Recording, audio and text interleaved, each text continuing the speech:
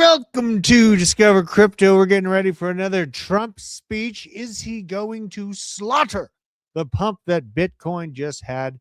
We got the charts. I've been having a lot of fun with a trading plan that I did execute. I talked about it with DZ this morning, and I've had another great trading day. I hope you all are doing as well as I am.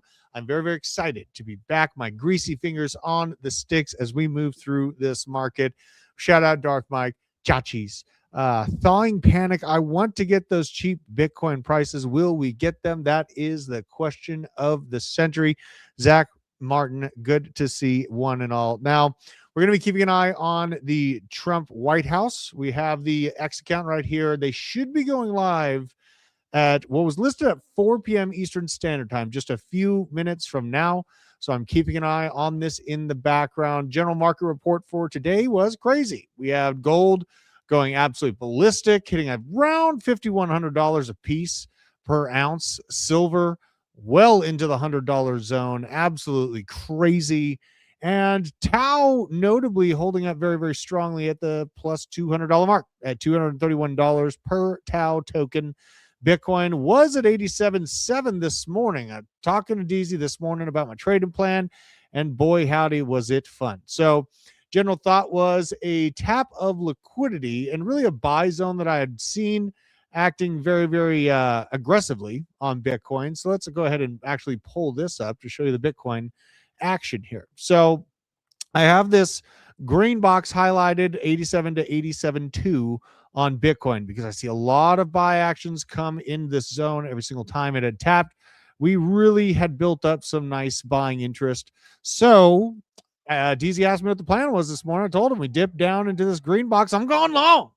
I did indeed get that chance to go long, and I killed the trade so I could make my way home. And man, Bitcoin kept running. We are at $89,200 as things sit right now. Starting off the year nice, though. Trade history's been going good. Today's trade was like 28%. Trade before that, I was able to grab about 37.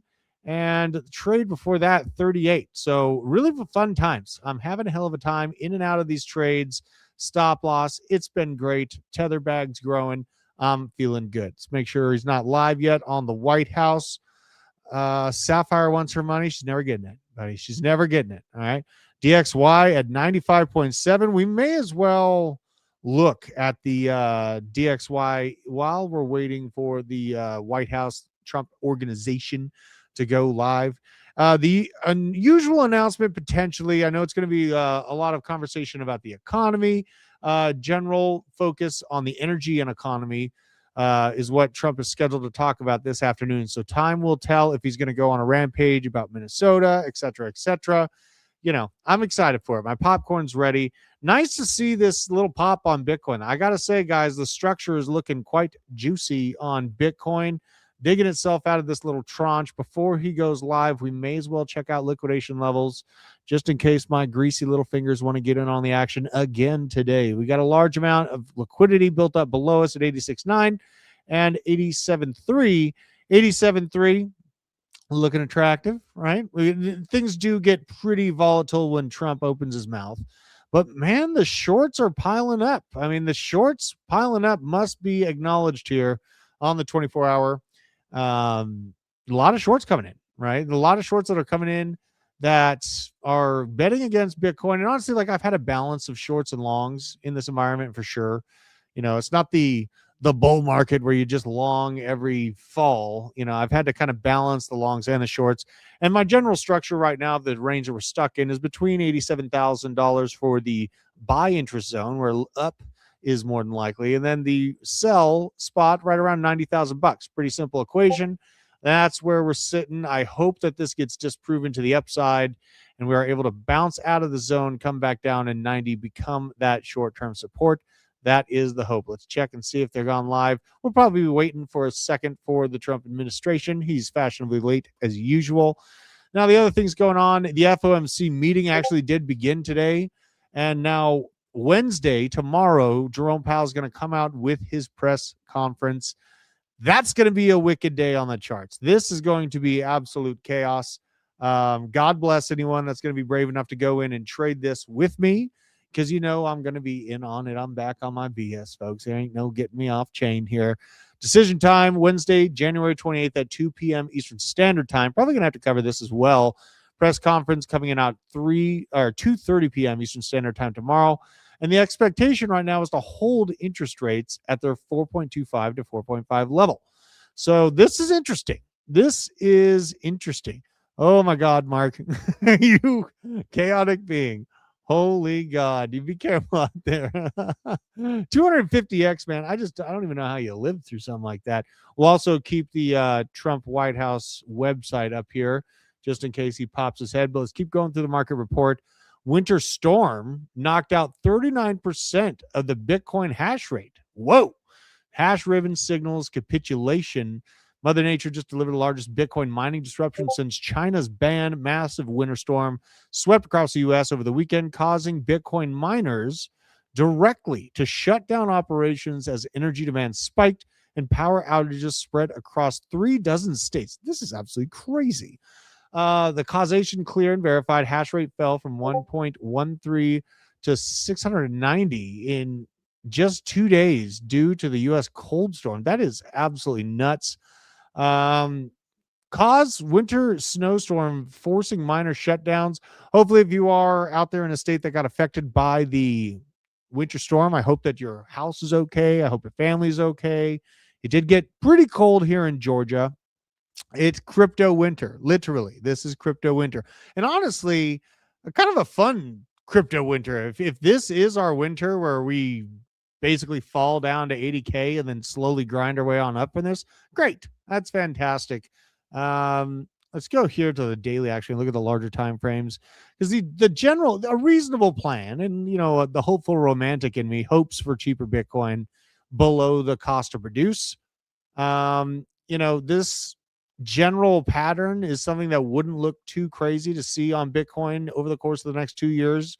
Where you find your support here between 70 to 80,000 bucks, pump up to $150,000 over a year's time, fall back down to 110 rough, and then pump up to $200,000. This would look pretty much par for the course for how the chart's been looking since institutions have put their ugly stamp onto our industry here. Still waiting on the White House live. Let's check the website. See what we got going on here. Also, I got to make my water. I don't know if this may or may not be a psyop, but my wife got me hydrogen water. So I just press this computer button here. It's more like a cool lava lamp, this is kind of like a nuclear fuel cell that I just put into my brain. What are we trading? I do like trading Bitcoin more than anything still, Nick. There is some slight interest for Ethereum. I was looking at Ethereum and the general volume node on Ethereum. It's not looking bad. Ethereum is something that's been really aggravating to people that were buying at the local highs for sure, which is obvious with any asset. But I want to show you guys something on Ethereum that I noticed last week, actually, that makes me quite bullish just from where we're at right now. So this is what I'm looking at on ETH. It's got a very, very strong price defense volume node here at $2,500. It's currently at $3,000. It is not too far away from that volume node. And it did have a capitulatory event, which essentially brought us to the top end of this node already with this November 25th pullback, where we pulled back to about $2,600. So volume nodes, visible volume profiles, I think are very, very powerful. Especially when it comes to Ethereum. And as you can see right now, the place where it's probably going to bump its head and find some new turbulence is at 3,100, but a strong level of support here at 2,500 bucks. So the chart's really not looking too bad if you're looking at it from this perspective. Let's see here. Let's get these going. All right, let's see. We don't have any live yet, and he's probably going to be fashionably late. This gives me time to keep going through all the stuff going. Absolutely crazy that the hash rate fell 39% due to this winter storm. This is absolutely crazy. You're right in many longs from the quant. Shout out to that, Deucey. Sound like I got cottonmouth. It's not cottonmouth, but I really should probably hydrate. You're probably right.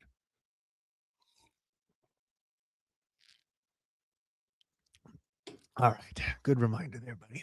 Now, oh snap! Shout out to Frankie Candles. Shout out to Frankie Candles. And just if you guys are curious, I learned a lot from how I trade and what I trade from Frankie. I sat next to him for years. Learned a lot from that man. He's a very, very good trader. So shout out to you, Mr. Frankie Candles. Let's check out Bitcoin's prices. We're heading into this freaking meeting. Gosh, Bitcoin is looking good. Unbelievable. Geez Louise. This is nice. This is nice. I felt like a genius, making this in like a short amount of time. Took my profits, the 40 some odd percent or 30%, I can't remember, happily, because I had to go pick up all the kids and get home to you wonderful people here so I could cover the White House. But geez Louise, Bitcoin is running. Let's see if it did snag that liquidity above us. Let's check out CoinGlass. Getting very close. That liquidity at 89.6. So it is getting very, very close. Make sure we hop here and that we don't miss any. And if you guys do see Trump go live while I'm yapping on this market report, please let me know in the chat room so we make sure to swap over to that. But now $361 million was liquidated in the last 24 hours. Leverage flushing accelerates. Use stop losses, for God's sakes. Use stop losses. Please stop letting these exchanges just rinse you. Total liquidations hit 361 million in 24 hours. Traders liquidated were 84,700 people globally. Oh my God. Largest single liquidation was a $38 million Ethereum long on Hyperliquid. I do believe Hyperliquid is one of the bigger winners in terms of altcoins today. There it is. There's this chaotic Pippin thing that's number one. I'm not touching this. Hyperliquid trying to come back with a vengeance at $29 a piece right now. And this weekly candle looking juicy. This weekly candle is looking juicy. What do we got on gains on the week? 36%. Absolutely crazy. Some good old hillbilly TA for you. When the price falls down to these original pump 2 moments, you're likely to at least find a dead cat bounce from that. Oh, good to see you. Crypto pricey. Absolutely doing wonderful. I'm doing fantastic. Oh, man. Do you think we're at the bottom for Bitcoin? I think we should probably go look at the Bitcoin chart again. You're making me let's check out the top gainers on alts, and then I'll go back to Bitcoin, because it would be a perfect psyop for the powers that be to not give us the entry points that we want on Bitcoin, right? Wouldn't it? We all expect this thing to just rinse and repeat the same way as the 4-year cycle's done time and time again. If these organizations, which really are the actual ones in control of price at this point, let's all be honest with ourselves, but they're just going to let you get this giga entry point that you know is coming and just serve it to you on a platter before running things up. I think they hate us more than that. I think that they mean more harm than that kind of idea.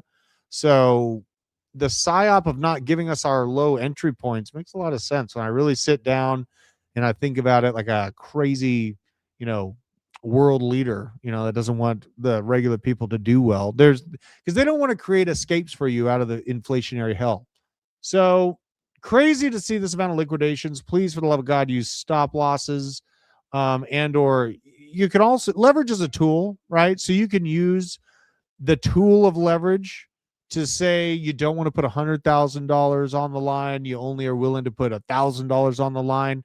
You can use leverage to increase the amount of oomph that $1,000 has, but understand that you don't want to lose your bag. You must live to trade another day, continue learning, and eventually you'll be in a process where it feels like you're just printing your own tether faster than the Federal Reserve. Now, crypto ETF outflows hit 1.73 billion, the largest week since November of outflows. Institutions looking like they're heading for the exits a little bit, at least temporarily. Digital asset investment products recorded their largest outflow since mid-November, totaling $1.73 billion in redemptions. And by the way, Kelly Kellum is the mastermind behind all this great market alpha that we're going to be releasing. I know it's coming out as articles on the Discover Crypto X account. So if you want to get these rundowns first thing in the morning, I think that we're going to be able to roll these out very, very early morning for everyone that wants to have a beat on the market and fresh data daily, served up daily. Now, NVIDIA dropped $2 billion on CoreWeave, a Bitcoin miner turned AI giant.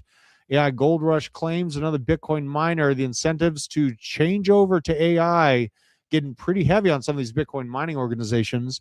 NVIDIA invested another $2 billion into CoreWeave through a purchase of Class A shares at 87.2 a piece. So 87 bucks a piece for these stocks, sending the stock up roughly 9%. A little bit of a power struggle going on between AI infrastructure and Bitcoin and the network of it. We'll see who comes out on top of that one. Gold blast past $5,091. You know what? While we're sitting here waiting for the Trump, let's go check out gold.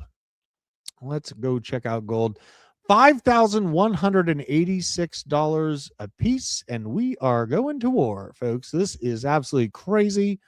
Not a good sign. This is very, very sketchy. Oh my God. Oh no. Oh no. Okay. So from the breakout moment now, this thing is up.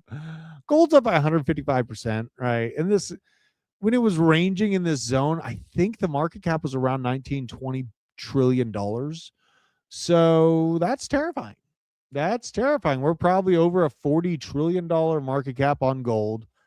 Absolutely crazy. He's not on vacation. He's working hard on the newsletter, brothers. I think he's actually got a big change on his location, I believe. I don't want to give it away. But yeah, he's behind the mastermind behind that great market insight report that I find quite useful, and especially on this report, it is interesting to me this morning to see the resilience that Tau has. Tau, potential Tau has been holding up very, very well. Think about all the bad news that's come out. We're still waiting for Trump to come live, but think about all the bad news that we've had, right? So we've had freaking, government shutdown warnings. We've had, China, Trump, all these different countries. And yet the price is still pretty buoyant. It doesn't look that bad to me. So, it's interesting for me to see. I take these things pretty seriously. When I do see prices holding up, even in the midst of all of this downward pressure that should be there on the price, which makes me lean that maybe we are, because look, this gold chart, some of these profits are going to bleed into Bitcoin. Like Bitcoin has not moved at all. There's a massive amount of profits within the gold sector, within the silver sector, and I would not be surprised to see a chunk of that make its way down to Bitcoin. Let's go check out where Bitcoin is sitting right now. Is this the bottom, right? Is this the bottom? Oh, it's the question of a lifetime. Now, highlighted in red is the potential bottom that we're looking at. We've had a lot of bad news that's trying to break apart this range, but it has not broken apart the range. So a spade, there is, there's a lot of reasons for this price to go down. You can put in the government shutdown for your cycle, all the pressure, AI taking over Bitcoin miners, blah, blah, blah, blah, blah. But it still remains that Bitcoin is holding a higher low. It absolutely does still remain that way. So I'm feeling more uppity than down right now. I am feeling that way. And until we really break below, $84,000, I'm not going to be more short than long. I'm more long than short. This would be a perfect psyop to just let prices accumulate here and then start running prices up. And then all of us don't get our wonderful little low entry point on Bitcoin. But I do want to know from the chat, are you long or short this market? I know my D-gens are out there. We never stop working on making money. We never stop working on making money. Whether the price is going up or down, there is no stopping. So I'm curious what you guys are thinking, right? Are you more long than short?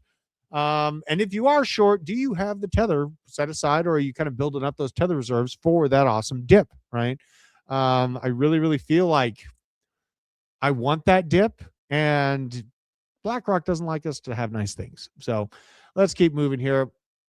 We got outflows a little bit out of the ETFs, NVIDIA on this AI move, gold. We just checked that out. Fear and greed has been an extreme fear for too damn long. Climbing out of extreme fear, but I'll bet you it's being pretty wobbly right now.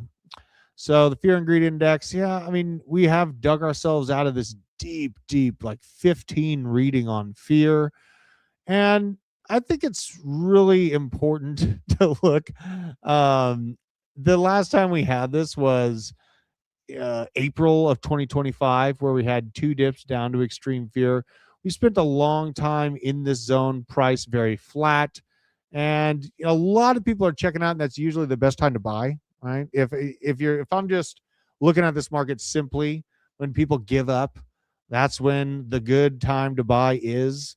So it's kind of inverse from what you would think, where everyone's tuning in. It must be a great time to buy. Usually, when everyone's tuning in, you're getting ready to crash. Pump Fund up 24% on the week. Zcash up 12. Lighter Lit up 21%, and Quant from the graveyard at $80 a piece and up about 2% on the week. So flowers where flowers are due. And I did see some very bullish news about Morpho. Morpho has been a very, very aggressive altcoin, and honestly, like, it's held up better than most altcoins. And there's a reason why. I keep covering the DeFi that Morpho's behind. There aren't many projects in the altcoin sector that I'm having re-entry FOMO on, but Morpho is at the top of that list. Let's check out the White House, make sure we're not missing the Trump orange one going live. I want to hear what he's got to say. I know he's going to rant about Minnesota. I can pretty much guarantee it that we're going to see some ranting about Minnesota from what is Rose? I keep seeing Rose in the chat there. Can't wait to buy $25,000 Bitcoin. God bless that. Did you imagine that? So that would be, freaking $2,500, grabbing you a huge chunk of Bitcoin at $25,000 Bitcoin, right? That's the thing, is like,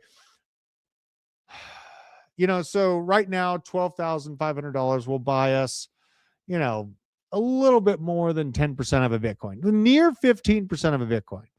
But 12,500 would buy us half of a Bitcoin if we got that entry point at 25K. I kind of doubt we get that low, but that'd be absolutely awesome.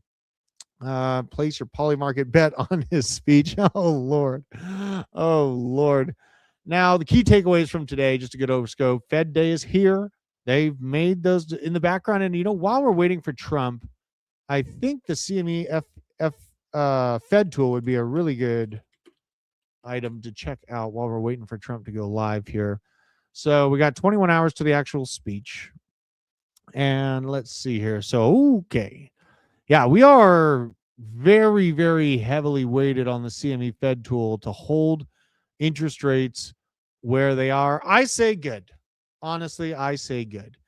I don't think that there is any, just because you lie about what data you're pulling in and that inflation's gone, we won the war against inflation, doesn't make it right to cut inflation rates. And honestly, I think crypto will be fine without some. Every single time we've dumped after interest rates were cut, every single time. So, I'm not that worried. I think crypto will be fine without it. Let's go back over and check out. Oh, snap. I see someone in the background. I don't know if he wants to come up here or not. Yeah, I'm What's here. up? Well, whether I wanted to come up here or not, you hit the button. So here I am. No, I did want to come up I'm here. I'm having fun, TJ. I'm having fun. Let's see. Is your mic working? Yeah. Can you hear me? Yeah. Let me see here. I got you. No, I am. I did want to hop in. I was just sitting here and I was like, oh, I miss you guys. Shout out to Disco Fam. Sorry I haven't been on the last few days. Been doing some pretty big things in the background. We've got some big stuff cooking up. So, I haven't been able to make the live show. I've been here with, doing all day meetings and stuff like that. So I'm here. I'm in with you in spirit. But yeah, I missed you guys. Had a little bit of time at the end of the day. Wanted to watch what Trump has to say anyway. That should be starting any minute. I don't know. You said 21 hours and the chat was confused. I don't know why, Oh, 21 hours till the Jerome Powell speech. Oh, Jerome Powell speech, not the Trump speech. Got it. Trump's going to be coming out shortly. Yeah, it's supposed to be 4, so knowing Trump, it's probably 4:30, but he's got to get powdered up. He's got to get a little bit more orange for the cameras. I feel like, that's what I see. This question here, we basically just take the trades of the quant. I tried a long time to take my own and have found it's easier to just follow them. So had shorts this morning, longs now. It's been a choppy market, but yeah, a lot of people up good on the recent set of longs. It's momentum-based strategy. So when the structure changes and the momentum changes, you'll see boom, boom, boom. A lot of trades firing quick. So up on some longs. It seems like some people are front running. We saw a big pump, I guess, from 87 almost to 89 and change, heading towards 90 now. Seems like people are front running some of what Trump may talk about. Who knows? Pricing it in, it seems bullish in a lot of regards. Just looking at just even shortly, the 1 hour, a lot of these altcoins moving. But if you look at just the overall, yeah, nice to see positive price action. Ethereum outperforming Bitcoin, which is always interesting to watch. These are the two I obviously pay the closest attention to. So, yeah, I do believe we are going to see some positive jockey. I mean, he's supposed to be talking specifically about the economy in this speech. Can't imagine he's going to be bearish or hawkish, as they say. He's a much more optimistic viewpoint than maybe Powell might have. So I heard you talking right before I hopped on about the interest rates. Yep. No surprise, many people are predicting interest rates to be held at the current levels that they're at right now. He'll probably complain about that. I'm sure you guys have been covering on the morning the BlackRock pick or the former BlackRock executive leading the chart or being kind of the front runner for the new Fed chair pick, who has had extremely bullish things, I guess, to say, saying that interest rates should come down by a whole percentage point or 100 basis points. So that's going to be pretty bullish. And everything I've been predicting, all of the stuff that has me extremely bullish on the second half of this year is still shaping up to play out. I told you guys, even if you consider what was going on towards the end of the year, the end of QT, the liquidity crunches, what we're seeing with gold, what we're seeing with banks, a lot of that stuff shapes up for extremely bullish activity March, April, May, June, summertime, that sort of stuff. It doesn't play out overnight. So it takes time for those sorts of things to come to fruition and to see it in the markets. And I do believe the big, beautiful bill kicking in, the Clarity Act getting passed through, rate cuts this summer. I think Powell's officially out in May. So, there will be some front running and some pricing that in, but I do believe we're going to see significant rate cuts in 2026. I do believe we're going to see significant money printing in 2026. And at the end of the day, the money printing and really the Fed's balance sheet, I think we'll see the Fed's balance sheet, which has been shrinking for the last several years, go back to growing. And that's a signal to all markets that it's risk on season, which is what we all need to see for our altcoins. I think all scenarios favor Bitcoin, and yeah, I think the bullishness is closer than it feels to any of you out there that are pessimistic. I've been in times like this before, and these feelings of people capitulating, people quitting, people walking away, people rotating into another asset that's experiencing a blow off top like gold and silver, like these are all signs to me, and even just stuff I've been doing in my own research and some of the fundamental things we're working on. I've never literally been in crypto almost a decade at this point. I've been bullish much of that time. I've almost never been more bullish on the future of Bitcoin and digital assets than I am right now today. Like every time I read stuff on just like a structural level, you guys, it's what's coming will blow you away. So I just want to give you that, I know it probably seems like I say that a lot, but hold on to hope. If you've been here for a long time, you get it. You've been through these seasons. You don't need me to say this. If you're new, and I guess I still consider 2021 new. And so I do too. Honestly, I really do too, because they haven't been through the full life cycles of it. Exactly. All, right. You haven't been through these seasons of boring. You haven't been through these seasons of down. And realistically, this is not that bad. Like going from going from 125 to 87, or even if you go to the Pico bottom 74.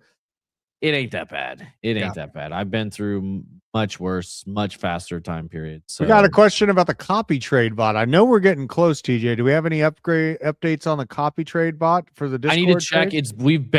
We have it. It exists. We've been testing it. Before we roll it out to anybody else, I want to make sure there's no kinks or anything like that in it. So it works. We have a couple different versions. Part of it was we've got it.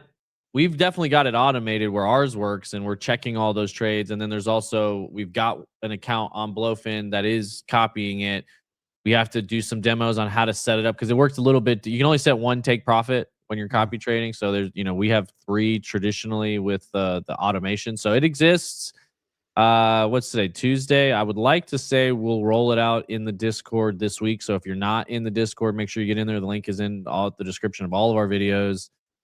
It will be a Blowfin based thing. You do have to be an affiliate of ours to get access to it. So I will, now that I've been in these meetings, my goal was to have it rolled out this week. I've been in these meetings literally all day yesterday, all day today. I will check on it first thing tomorrow morning. And yeah, hopefully it's as easy as, here you go, guys. Now, there's, again, we have to make a video at least for the Discord members because there's a lot of settings you have to set up while copy trading. Because you do still have control, obviously, over your own funds and that sort of stuff. So it's built, though. If you guys are actively trading in there, and I understand it's hard to follow these trades, they come in very quickly sometimes. Like I said, it's a momentum-based strategy. So if you're in that Discord, either way, you should be in there. There's a lot of good support. There's a lot of good members that are posting quality charts, and they're and the DeFi experience. section. Like if you keep talking about DeFi, that's where a lot of the layers behind how to actually just earn yield on your crypto can be. Looks like, is it going? I have it on. Okay. This is on just the Fox View, and got it. Yeah, he's not live yet. There's just some bro chads chatting it up behind his podium there. So still waiting on Trump. It's an interesting time though. Like honestly, I'm on fire so far this year. I've created my own bull market already within like the last few weeks. I feel fantastic. And the reason why is because, I'm in position with Bitcoin and Chainlink and a few other altcoins in case this market turns over in aggregate. But also we're building an infrastructure of how to constantly earn yield on your crypto in the background and setting up the trading bot. We're working really, really hard to just automate constant growth. It's all about growing a little bit every single day that can compound. And before you know it, you're going to look back 5 to 10 years from now. They're going to ask how you got so lucky. And you're like, it's not luck. Everyone told me I was crazy for getting this asset while it was down. Gold was going parabolic. Everyone's laughing at Bitcoin. Bitcoin in the long run will have the last laugh, but you have to be strong enough to be able to hold the asset into the chaos. So let's check back on this market report just to go over some of the bigger things that I love. These market reports that Kelly's been putting together for us. Absolutely awesome. So the fear and greed is the last note here, that we rebounded to 29. We are up from extreme fear of 20, and sentiment is improving slightly. We're seeing some slight moves to altcoins, nothing crazy, but they are seeming to show some life while all this craziness is going on. And, it's highlighting Bitcoin critical support zone at about $85,000. I will hop on over to Bitcoin on 2Bit here. We have a link in our description. We have a trading competition going on with 2Bit as well. The 2Bit La Liga. They have an official partner, regional partner with La Liga, and they're giving out a total pool of $800,000 to traders that are getting involved. So if you want to check it out, click the link. You can use your user ID to get into our Discord for free. But let's hop on over to Bitcoin and actually check out those volume nodes, because last time I was looking at this last night, it seemed to me that $84,000 was that level below us that I do not want to see us fall down to. Yes. So $84,000 is the last sharp edge of this larger volume node before you run into the fact that there is basically no liquidity and a fast ride down to at least the top end of the shelf of Bitcoin at $70,000. So it better hold there. If it doesn't hold this $84,000 mark, that's where my mindset shifts short, and I'll be looking for a wee run down to the top end of this volume node right there. So, if I'm lucky enough to make more Tether and get cheaper Bitcoin along the way, God bless. But as things sit right now, it's not a structure that has all the makings of something I can bet against, right? It just is what it is. Let's check out and make sure we're going to all the sites. Everyone's waiting for Trump. We got some bro chads waiting on the sidelines there. I want to hop on over to the liquidation levels. We are holding pretty high on Bitcoin's price as we're approaching the Trump speech. There's going to be a lot of people that are looking to short this. I'm sure that there's many people out there looking to short Bitcoin as Trump comes out and starts yapping. All right, so I'm not going to be surprised by that at all. We've never held the 50 moving average in a bear market. Yeah, it is. it's not necessarily, a verifiable bear market, honestly. Like if you're Well, looking at this thing, yeah, I think that's what he was saying. He said we've never held it, or we've in a bear market, so technically it's not a bear market. Yeah, all these people that are really willing to claim 4-year cycle is intact, 4-year cycle is intact. I've said it before, it is until it isn't, and my thesis has always been it will break this summer, when all this money printing and all this new money pours into the system, and we get the fundamental shift that takes time. So we'll see. And we haven't had drawdowns anywhere close to right? what a typical bear market is. So 83% in 2018, right? We fell from $19,000 to three, basically. And then we have a factor of diminishing volatility in the 4-year cycle that plays into as well. So you're down by 83 some odd percent, then you're down by 78. If the 4-year cycle would be completely intact, we first of all wouldn't have hit all-time highs ahead of time, and secondly, right now, from where you're at right now, you'd be expecting about a 70%, maybe 65% pullback from all-time highs, which would bring you down well below the price to produce. That'd bring you down to $45,000. And this is the target that a lot of 4-year maximalist mindsets are looking for, is this $45,000 Bitcoin. I reiterate that the price to produce Bitcoin definitely plays into where its local bottom is. And that level is at $74,000. We previously on the last low, the price to produce was 19. We fell to 15, 16, some odd. And I was there buying. We were in the basement saying it was the bottom. That's right. So I have a different perspective than a lot of the people that are just negative in general on this market. But the 4-year cycle, in order for it to be completely replicated and to be completely intact, would mean that Bitcoin needs to fall to the mid $40,000 region to verify that's the case. I take a different approach. I think this is institutional staircase walking up into the right. They're in control. They're going to rinse us off of the charts as many times as possible on the way up.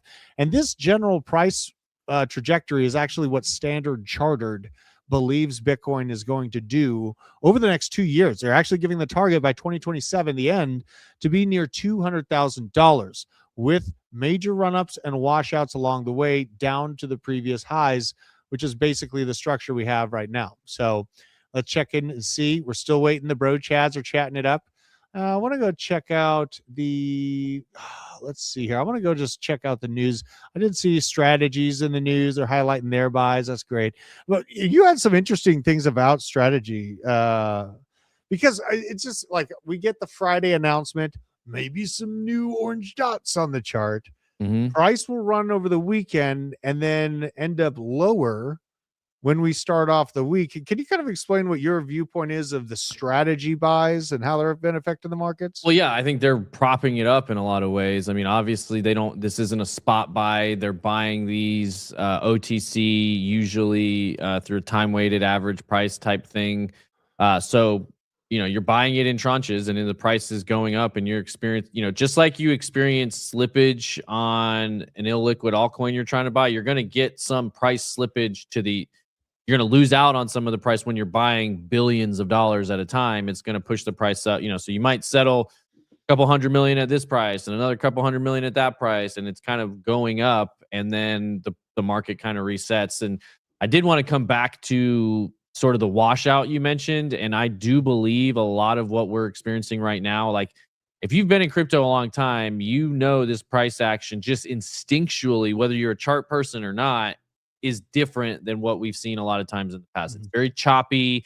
It's very hard to know, a confirmed trend one direction or another. And it feels like we're just getting chopped up or washed out over and over and over. And I think doesn't feel that way by accident. I do believe that's what's actually happening. Whether you believe it's market makers, whether you believe it's Binance, whether you believe it's BlackRock or big money or old money or whoever you paint the bad guy as, bottom line is, that's not illegal right now until that Clarity Act or that market structure bill passes. And as soon as the market structure bill passes, market makers won't be able to hide behind the unknowns or the ambiguity that exists in the market right now. And that's a big part of why I believe as soon as that happens, you will continue to see much more structured upside, because it won't be legal for for them to get away with some of the stuff that they're getting away with now. And a lot of times, whether you like it or not, US sets a lot of the quote unquote international law. I am kind of in the viewpoint of like laws aren't real kind of thing. And, they're just subject to who can enforce them. But I do believe once this bill gets passed in the United States and it's kind of clear across the board, that means, the crime season is officially over for all of these exchanges, for all of these liquidity providers, for all of these market makers. And if you guys know your history in markets, none of this stuff is new. It's been going on since the beginning of the stock market, since before the stock market, realistically, or really at the birth of the stock market. Capital flows to highest efficiencies and lowest risk. So if you can cut out your risk and make a lot of money, people are going to do that unless there's a big incentive not to. So that's the world we've been living in. That's the reason they call crypto the Wild Wild West. And I believe that's about to change fundamentally as soon as that bill gets passed. So it's not lost on me that it's getting delayed and it's getting close, and then it get pushed back. Oh, we're gonna have a markup. No, we're not. Like, this was close to being done in December, which is part of why I was very bullish for early this year.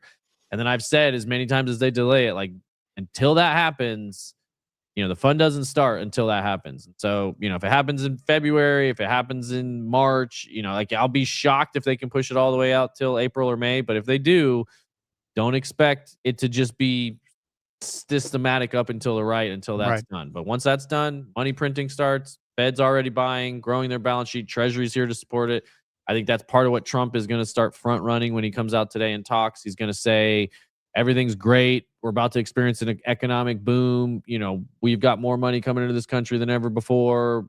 They're going to print, which gives them the leverage to print more money, which at the end of the day is everything that is what fuels everything. It's really money creation, inflation. To your point that you said right before I hopped on, inflation is not dead. It is here to stay. And, get used to it, and you better buy assets. Obviously we believe heavily in digital assets and Bitcoin. If you hate Bitcoin and hate digital assets, well, A, why are you watching? But B, go buy something else. I don't care. Buy anything. Buy your favorite stock. Go buy Apple. I don't care. Go buy gold. I don't care. Go buy something that is fixed and has value that's not dollars. The people that are getting crushed the most are people that are living paycheck to paycheck and people that have dollars saved in their bank account because they're just getting eroded away at probably closer to maybe 10% a year ish. It's down by 10% in 12 months. Absolutely. I felt like that was being a little too pessimistic, but it's probably not. It's right on the money. It's like your $100,000 buying power turns into 90 in 1 year. And it could be toilet paper in a climate controlled environment, right? You're more than likely toilet paper is going to be up in price 5 years from now. Thank you, Reelers, for reposting on X. Appreciate you. I just realized that it kind of looks like this is Isaac at the Trump rally. So I need to check in and see what he has been up to, because that looks suspiciously close to Isaac. And what you're talking about, TJ, it's almost like I've never felt so comfortable to look into projects that have staying power, because the government's talking about crypto and Bitcoin, and this is stuff that would have blown my mind. Just said it was going to be happening, last cycle. I feel like crypto's here to stay, and we all I have to do is find the most revenue generating long-term outlook projects to really win if I am buying altcoins. That's how I feel. Absolutely. Things that really what you need to be looking at is what brings value to traditional finance right now, because that's the fundamental shift that's happening is all of traditional finance is moving on chain. Mm-hmm. And it's not exactly slowly. I mean, I just sent, somebody over at Morgan Stanley, he just texted me back while we were on this stream. I said, there's a Grayscale product that's live on the Morgan Stanley dashboard right now. They are hiring for a bunch of digital asset roles. Bitwise is rolling out crazy stuff. Even this DTF index fund right here. We covered this reserves 20 index DTF. We did this, a couple months ago. We covered this project right as this launched. People, index funds, traditional finance funds, all that stuff is coming on chain, and it's going to be a massive move in volume. Morpho, you and I were talking about earlier today, covering this. We're going to do an upload on this, but what they're doing with Kraken and vaults, that includes Aave as well. But Aave and Morpho here to stay, growing at an exponential rate.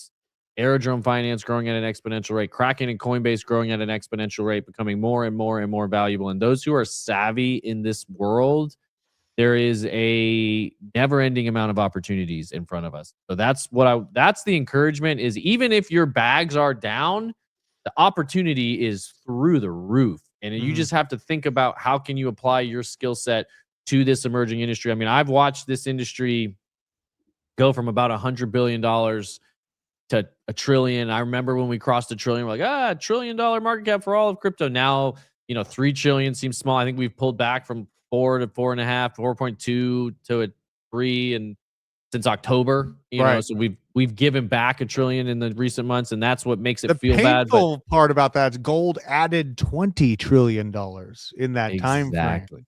Exactly. And so, and that, while it feels painful if you're sidelined on gold, should be inspirational when you realize how much money's out there and how fast it can flow to new places. And we will be adding 2 trillion just to Bitcoin. We will see the crypto market cap go over $10 trillion. You're going to see all dollars moving on chain and earning higher yields, which then will flow into other projects. So it's like the DeFi is winning harder than it's ever won before, like in a major fundamental way. It just, you don't feel it as retail, and you aren't going to feel it chasing meme coins. But if you're doing this stuff, if you're utilizing this stuff, the yields you're able to generate, in safe yields, by the way, not low risk compared to what DeFi used to be. You're not using a sketchy platform to get 500% APR. You are getting systematic. Like we're growing and outperforming Bitcoin in a fairly risk adjusted way. Now, there's any time that you're trying to outdo performance like that, there's some risk. Even just using Aave, there's some risk there. Now, Aave is a pretty fairly proven protocol, but there's always risk. Bottom line, nothing's guaranteed. That being said, the money to be made on capital in DeFi is getting more and more. Crypto's grown up. It's getting a lot more professional in a big way. Shout out to Stani of Aave, who we've interviewed on this channel. The founder, of Maker, I always call it MakerDAO, Sky Finance, all these different people. Sorry, I'm switching you here. Yeah, I don't know, just tons. And it's getting the Chainlink. That was the other one I was trying to think of. Sergey's done incredible work to really legitimize DeFi in the eyes of the powers that be, whether it's the Fed, whether it's BlackRock, whoever you consider big old money that goes back, that's older than this nation. Well, and these banks wouldn't acknowledge DeFi unless they saw it as a threat. Yep. Like, that's the most shocking thing about what I see, is they're having to acknowledge there's a competitor in the room, right? And even to make that idea public is crazy for me to see. So, yeah, the fact that they have to lobby as hard against the Clarity Act as they are, because they can see, oh no, nobody's going to leave their dollars in bank accounts. They're going to go earn 4% on it.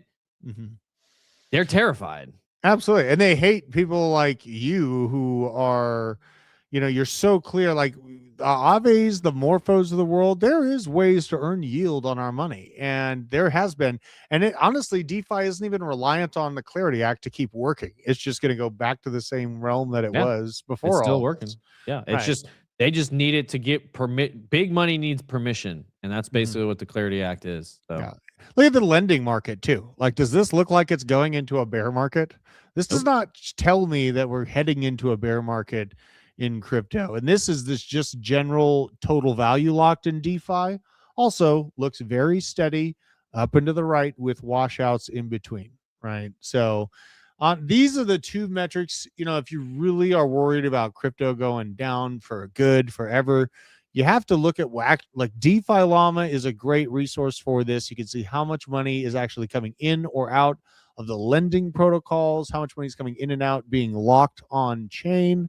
And this is a great metric for, okay, maybe the bag's price per token is down, but is the industry in aggregate actually dying, or are the people that are yelling about it dying simply just overexposed meme coiners on X that are a little bit extra emotional that day? We're getting ready for potentially a little bit of a walk back on Bitcoin price, but On the 15-minute, we did dig ourselves out of a negative money flow, and we've moved up to the positive. So this will be interesting to see where the buoy point is for Bitcoin. If it's as easy as we come back down to my general favorite spot to long, so be it. I'm going to be paying pretty close attention to that. And if I do get some good entry points, I'm going after them while Trump is live. Let's check out liquidity levels before he starts yapping. Make sure that Isaac is still waiting. Okay.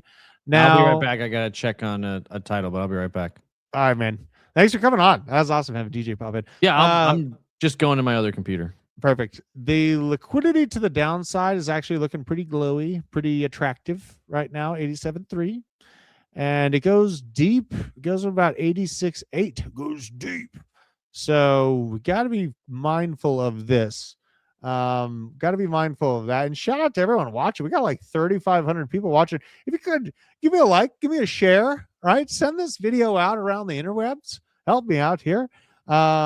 This is interesting. So we got a magnet to the downside on the 12-hour for Bitcoin. Built up after the pump. A lot of people coming in short. In fact, good golly, on the 24-hour, they if the shorts keep piling up in front of the train, they're just going to keep getting hit, right? That's just how this works. Absolutely crazy. There's quite a bit of shorts actually built up on the 48-hour as well. 3 days showing the same thing. Very split race here. And then once you get to the week, then you have the very big level at $86,000. Not looking too bad, though. Let's make sure. All right, we're going through this good. I want to check out the other altcoins that have been winning. Let me know in the chat if you have an altcoin that you're curious. You know, if you're crypto curious, is this thing going to thrive? Let me know what it is down in the chat. I'm not touching Pippin, as I said. Hyperliquid's cool. It's got good revenue. Fun. I got it out of the way of that one. Lighter, don't know nothing about, but I've heard some people mentioning this project. Zcash, privacy, probably not a dead narrative. I don't think privacy is a dead narrative at all. HBAR, Trump always dumpy. ACH, okay. Curve. Oh, snap. What up, Crow? We got Crypto Crow. I think I missed everything. Trump's still talking. Yeah, Trump's going to be talking about the economy, probably Minnesota, stuff like that, you know. We're waiting for him to go live. We do have people in the stands getting all hyped up. They're getting a little antsy, though. This guy's getting a little bit concerned. You see that eyebrow? He's moving up. He's like, I don't know, man. I don't know. Let's keep going through the altcoins. Let's see if anything is on a good sale here. Yeah, so see, Morpho is the only one infrastructurally that like gives me FOMO in this environment. You know, the low dollar mark, very heavily defended on Morpho. Last buy point, backed the truck up at about 87 cents and didn't treat me wrong. It did not treat me wrong at all. And Morpho, you know, even though I got it for $1.20 originally on this original run up, I was able to take lots of profits in the $3 plus range and then just bought a little bit more at 87 cents. Morpho has some major news with Bitwise, I believe is what I saw. And it wouldn't be too crazy to see Morpho, along with other altcoins, finding their bottom and then starting to run up again, make a W pattern. Everyone gives up. And then the same people that are saying the market's over and to run away and it's all over with are going to be asking you, how'd you get so lucky when the market comes back? It's just how this process works. Cosmos, Nick Lord, oh my Lord, Cosmos. I think Cosmos feels a little deadish to me. I'll go look at Cosmos chart. I'll look at the freaking Cosmos chart for you. Let's see here. Oh my God, I can't believe I'm going here. Let's see what this price. This is terrifying. This is terrifying. So $2.23, and it is below release levels. It is like extreme lows. Cosmo is hitting extreme lows. So this is ticker Atom. A lot of people, you know, would talk about it like 2024. It was a big deal. Like it made a good run up last bull market, and it seems to be the lifeline, the little beeper on the pulse machine is getting weaker and weaker. So that is a little bit concerning there on Cosmo. Still waiting on the orange one here. Let's go check out Tau. Now you're getting me a token. I'm excited to look at Tau. And I don't want to be out here trying to pick and choose all these winners in AI, Try to keep it simple. Tau, I think DZ said it best, is very easily marketable because it's got a max supply of 21 million tokens. Currently circulating is 10.6 million. Volume down today. Price not doing too bad, though. It's at about $235. Low $200 is my happy place for adding to Tau, which I did take advantage of in this dip. I'm kind of monitoring it right now. It's trying to set up a new kind of a higher low type situation from where it's at right now. Tau and many other altcoins are viciously attempting to defend these shelves, right? A lot of altcoins are viciously attempting the price shelves of previous lows that had been acting as support all the way through here. It's not looking bad. It's honestly not looking bad. I like Tau. I do like Tau. Let's check out the White House. Bam. This is good for my ADD because I can just kind of swap back and forth between the White House and altcoins. So let's go in here. Kita. Let's bring it up. Kita. I'll check it out. I'll check out Kita, KTA. I remember they had a lot of hype going about Visa and stuff like that. 24-hour chart. I see some defense of previous channel top here. Previous channel top at 20 cents. It's at 32 cents right now. Don't buy tops, buy bottoms. This is looking like it's trying to round out and prove a bottom. Good golly. This is actually looking like it's trying to round out, folks. Unreal. And everyone's like, oh, it's easy to make money in altcoins. Ooh, yeah, no, it's not. You got to buy low and sell high, and that's much harder to do than it is to say, right? Buy low, sell high, be the bottom blaster. We're waiting on it. Let's check out the live feed of these bro chads. I like the dark MAGA hat. It's kind of got a good look to it. Kita, not looking bad, though. Kita is not looking bad. You know what? I should look at Moonwell again. I wonder if Moonwell looks like it's rounding out. Let's check it out. Moonwell was interesting because it was one of the very few, if not the only project that somehow they got it figured out to give you a bank routing number and a banking account connected to the Moonwell card is what I believe I saw. And I interviewed the founder, and he's a very nice guy. You know, it's part of like the Coinbase consortium. This thing is at 0.006 cents. I had gotten out of the way at about 3 cents when I saw the market rolling over. Jeez Louise. Oh my God. See, now if I wanted to have some exposure, you know, because I bought originally at 5 cents and I got out of the way at 3. So I did take a haircut on that. But now if I want some exposure to this thing, I'm getting these tokens for very, very cheap. Volume is down 31% on this, and it's only a $26 million market cap at this point. I'm going to want to see a little bit more confluence in price action, try to round out, set up a higher low, and then feel more comfortable about it. But this is a little bit too low for comfort. A little bit too low for comfort for me there. Appreciate you guys bringing up these. I'm going to go through the chat here. Ghosts walking behind me. It's the Munchkins. I'm at my house. Algorand. Oh, Lord. There's a shout out from the past. I'm going to check it out. I'm going to chart out Algorand. You guys are bringing up old school projects here on me, but I may as well check it out. So Algorand's at 12 cents. Market cap is at $1 billion. The horrible part about this, and the moral of the story is, token inflation matters. So when Algorand was pre-pump, pre-last cycle, it was sitting... This is absolutely crazy. We're going to look back at this. So this is the market cap, and the market cap was sitting right at around $400 million on August of 2020. Okay. We go to the price. I want to check out the price of Algorand was August of 2020. It was around 66.70 cents a token. So it was $400 million market cap with a 70-cent token. Now you fast forward to today. You have a $1 billion market cap, massive inflation that isn't really shown here, but you have more than double the market cap, and the price of the token is not 70 cents. It is 12 cents.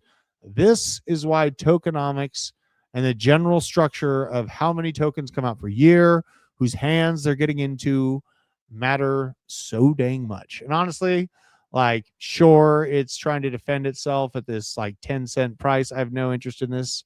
I have none. None. No, I'm not interested in this. So that is my take on Algorand. Mamo, that's an AI agent that Coinbase is kind of picking and choosing here. Let's check it out.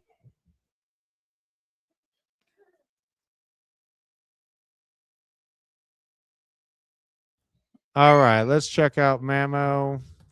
Very down. Mamno. This is a problem. This $10 million market cap. Golly, and I even have this that I got as an airdrop. I didn't really have to work too hard for it, but yeah, I mean this is why I'm not in the mood to take a bet on a bunch of these different ones, because I need to see Ethereum. I need to see the general altcoin sector really start bubbling before I get back into the limelight there. Need to oil. I refuse to oil the door so that I hear what's. I got to hear the children leaving. Right, I got to hear the children leaving. Got the munchkins here. You know what? Let's check on Trump. He's really leaving us waiting. He's really building up the anticipation. Look, Isaac's sweating now. This is Isaac. I can't believe that. He's on a secret mission. You know? Dude, what is he? That literally looks exactly like him. That is so crazy. View on Axis.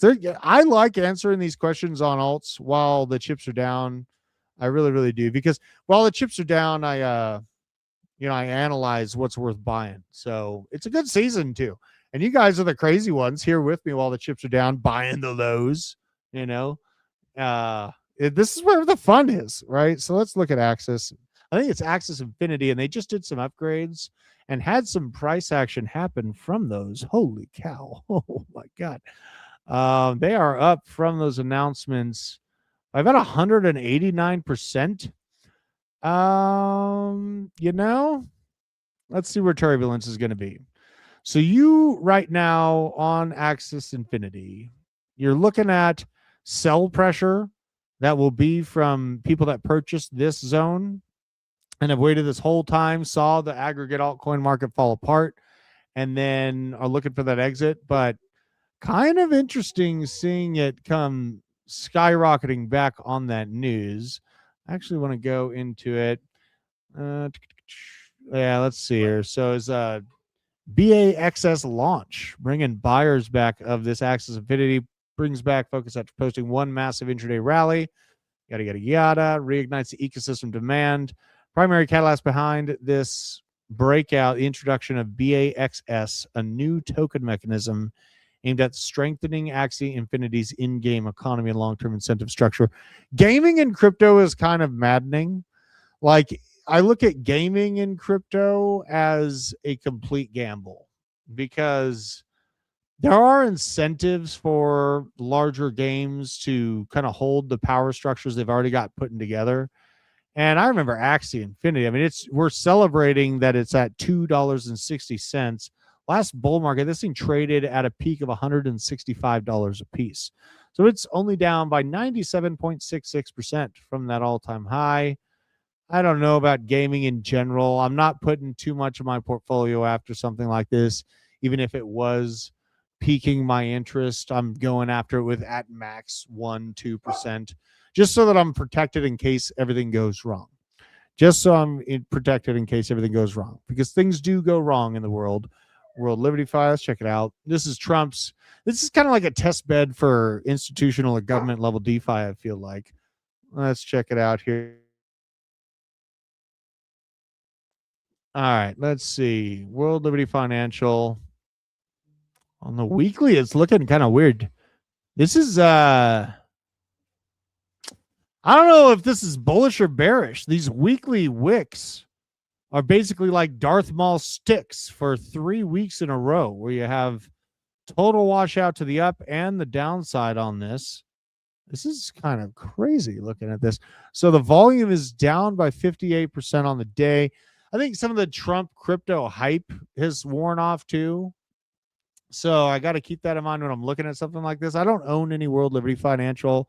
If I'm looking at this just from a trader / maybe a holding situation, It's got a set of higher lows. I got to acknowledge that. The 1010 wick.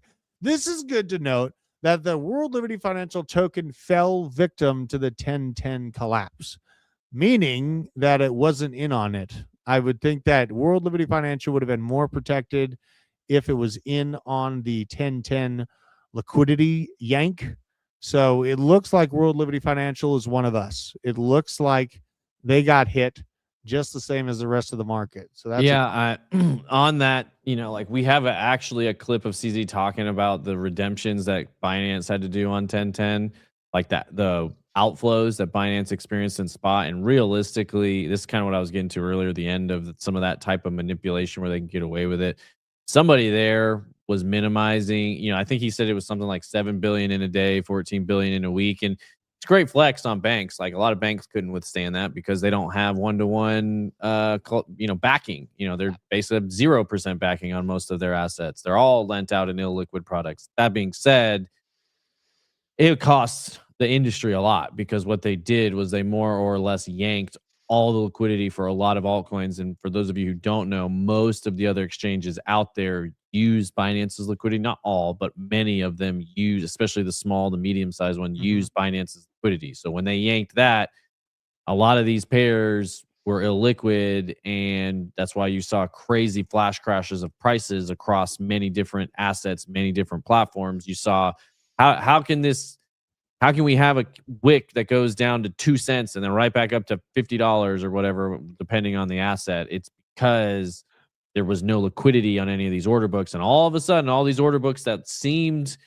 nice and clean just got wrecked because somebody over at Binance flipped a switch, or a couple people or whoever it was flipped a switch on a couple of different things. And so in order to save their own butts so that they could handle 7 billion in instant outflows. So yeah, everybody got caught up in that, no matter who you were. And you can blame whoever you want to blame, Richard Tang, I guess, but China, however you want to position it. But that is what the market structure bill, in some respects, will protect from in the future or try to prevent. Yeah.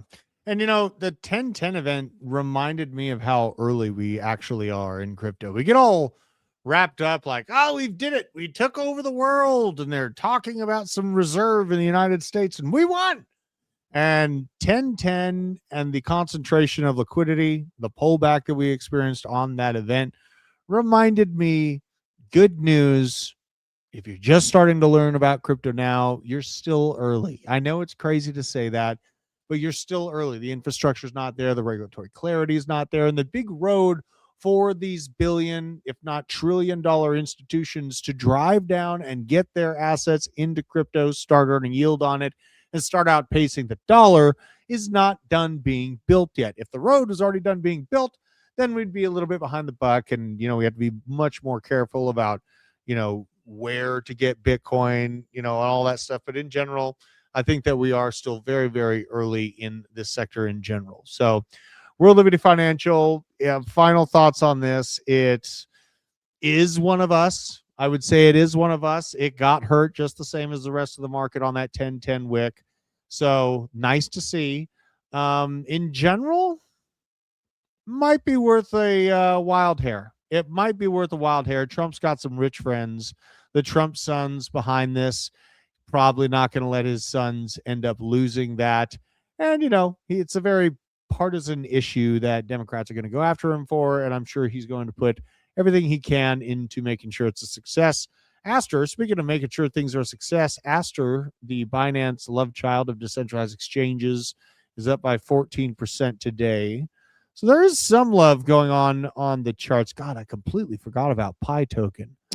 I should probably sell my Pi token. I forgot that I had. If you can, yeah. I mean, I think you were one of the few that could. Aster, I think, is about to have their airdrop. I want to say this week. I'm not exactly sure when, but that might have been why the price is up short term. So a lot of people farming points and all that sort of stuff. But yeah, like you said, that's kind of the CZ cabal pick on that one. Yeah. Well, and the idea behind the Base network, it's the same general concept. Brian Armstrong is not going to let Base end up falling on its face and being a gigantic failure. This the base narrative and the reason why I look at that DeFi sector a bunch is because I feel like it's a clear path for U.S. regulatory institutional movement into it, and it makes sense to me. So, kind of the base network in that same regard. Let's look at the losers again, though. So we had Morpho down, Layer 0 up on the week, but down on the day. Render is $1.86. Oh my God. Render. I could look at this thing 100 times and still be shocked by the price day in and day out. It's fallen to a low of $1.14 essentially. I don't know if I like more and more that I thought about this, the idea of sharing computer networks to make graphic rendering happen seems like more and more of a far-fetched thing to me. I mean, there is no denying render had its moments when the alt season really started kicking over. It ran up to about $13, $13.50 from the lows here at 55 cents. So that's a gain, right? And to say that there were no gains over the past few years is wrong. It's just a matter of people not taking profits. Render rose by 4,000%. So, there is that. Now where it's at right now, I would want to see a higher low developed if I must have this thing. Once you start seeing the higher lows developed, like from here to here to here, you can be on a nice general up swoop pattern. The blow off top midterm, wherever that ends up being. Right now we are still trying to fight for our right to party. While I'm yapping about this, I want to go look at the Bitcoin dominance chart. Actually, Bitcoin's still holding up at that recent range that it pumped up to at 89 and some change. Let's check out Bitcoin dominance and see how this is doing, because Ethereum has been acting pretty aggressive. The hope that we hope to see in altcoins is this be a head and shoulders that plays out and falls to its target of 50% Bitcoin dominance, right? That's the hopeful romantic in me. I do think that there's some defense that will very likely happen at 54%, but we're sitting at 59% currently. I'm not expecting this massive cascade down to the levels we'd seen last altcoin seasons, where we felt a 39% Bitcoin dominance. Prices were doing generally good, and things like Axie Infinity went over $150 a piece.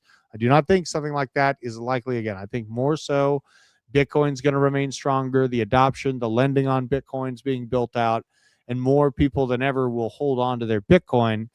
But in general, on the weekly candles, let's get this out of the way. We are in the red on the weekly candle, and we have not broke above these midterm levels of about 60.25%. The head and shoulders has been invalidated yet. I do hope for the sake of my chain link bags that this thing falls down. I do hope for the sake of my chain link bags that this thing falls down. It's not a guarantee, though. It's not a guarantee at all. And Benjamin Cowan has been warning us about this Bitcoin dominance being strong, but right now it's looking a little bit iffy. Like Bitcoin dominance it's fighting for its right to retain the party and the control over the grander crypto sphere. Let's check out the White House Twitter account. We're still waiting on it. God.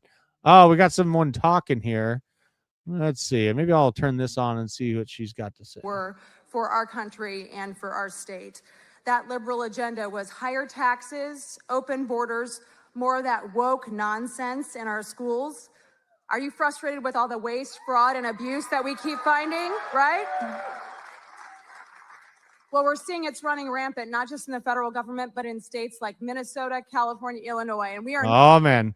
I can tell where this speech is going. This is going to be a boiling kettle of some political fire and brimstone they're going to be laying out. I can already tell. The real PG. Oh my Lord. The glasses were the telltale sign of that, weren't they? The glasses really do tell that story. Looking for this to come out on the actual White House Twitter account and or website as well. They might wait to push it live until Trump himself actually comes. She might be just buying time. This lady looks a little bit scary back there. But all right, let's go back to the charts here. I'm having a lot of fun looking at charts right now. If you guys can't tell, she's the fluffer. Oh, Lord. And just so you know, this is an unhinged chat. We are unhinged. I'm an unhinged person. You're in good company if you are unhinged. It's fine. All right. So Bitcoin dominance, checking that out. Let's go back up to Bitcoin. Oh boy. All right. So Marinade is not bad. I don't like, saying one of those is going to be a winner over the other, but I do feel like DeFi and Solana in general is a strong narrative. Let's check out your super chat. Let's see here if I can find you, buddy. J. Andrew. Let's see where it is here. I'm going to just scroll up here for a minute. All right. Comp, ETH DeFi, bull flag, long-term support at $24. All right. Let's go check it out. Compound. I don't want no sauce. I like seasoning. I found the best sauce. I would go on a sauce ranch right now, but I digress. Let's go check out Compound, shall we? So we're looking at $24 mark on it. Let's check it out. USDT Compound Tether. This is an old school DeFi play. Probably have to reload. Let's give it a reload, a refresh. Compound USDT. Bam. Let's check it out. What up, Gonzo? Good to see you. Good to see a lot of familiar names in the chat. Appreciate you guys joining me on the show. All right, let's see here. So we got the 15-minute chart showing right now. $24, pretty dang clear resistance mark. We got a set of higher lows on the 15-minute. Not looking too bad. Let's go back and make sure, let's be honest, is still here. And we got, so these higher lows being built out. Do we have, let's look at something here. Let's look at something here. See if I can put the MACD with all these other indicators I have. Okay, cool. We got this. Let's go to the 4-hour. Well, snoop around for some divs, some bull divs. Oh, look at that. Large structure bull div. Lower lows on price, higher lows on MACD. Interesting. Indeed. Very, very interesting on Compound here. This is on 4-hour candles too. This is quite a bit of data. Yeah, I've looked at XCN before. Actually, I think I've done a video on it. Mainnet launch date March 1st or before. XCN all-time highs. That's interesting. This is a sneaky 4-hour div. This is a sneaky 4-hour div on Compound for sure. Let's see here. I want to pull up. Are we ready to go up onto stage, Orange One?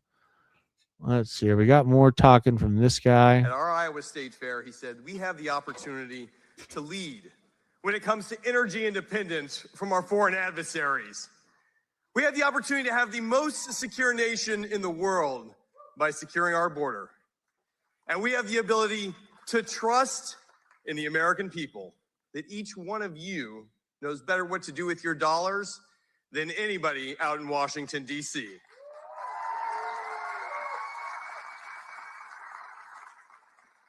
Iowa, it's a privilege to get to fight for you in Washington because we are taking what works in Iowa right to the nation's capital.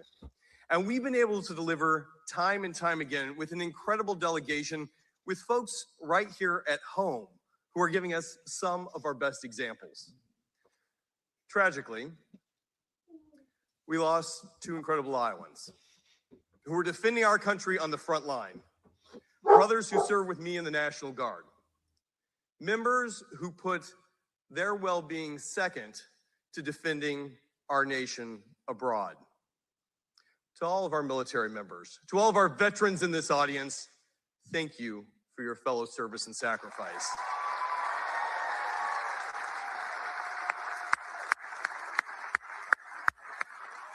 Thank you. Thank you. Definitely another fluffer.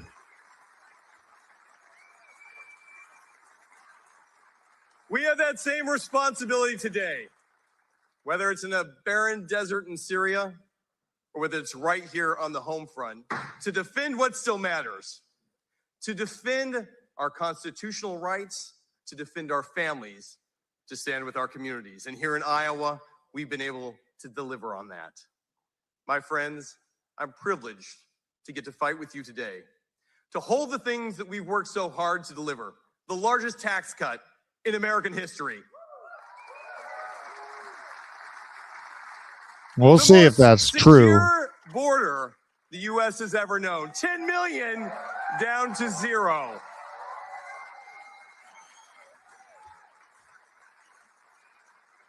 And right here in Iowa, we're helping lead the charge to be energy independent so that Russia or Iran or Venezuela doesn't get to dictate what happens in Iowa.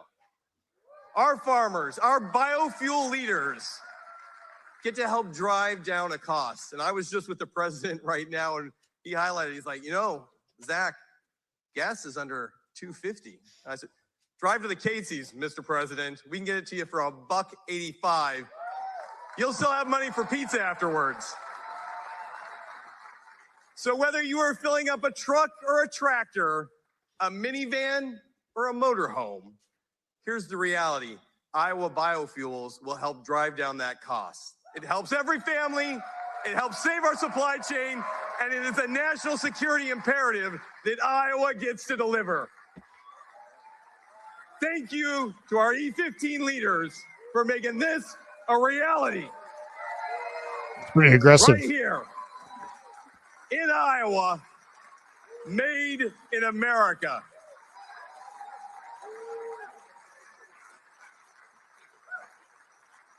Now, Iowa, you have a great delegation, and I am privileged that I get to serve in the most fairly drawn district in America. No Illinois gerrymandering here. And that is great for democracy because it means we work with all sides. And I'm proud to be one of the most bipartisan members of Congress, but what I'm really proud to be is somebody who delivers for Iowans because Iowans have given us the ability to take what we do best here and help lead the nation as a best practice, but also as a beacon of hope, because what we've been able to establish truly can be something that every American can look to and say, I'd like to be a little more like Iowa. So as we kick it off here, it is only fitting that the president, in his first year in office, leads the charge of what is great about America by coming right here and sharing it with us. Guys, we're gonna keep fighting rural housing, adoption. We're working with Melania. She's got a great film coming out this week. Make sure you check it out. I'm proud to be working with her on our adopted foster process, but most importantly, I'm thrilled to be taking what works here to Washington with your help. We've got to fight. I'm asking for your help.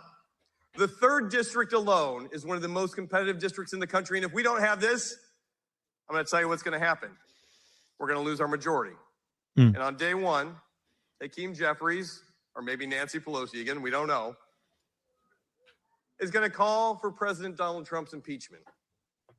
And on day 2, he's going to take all the great things we've done here and raise our taxes.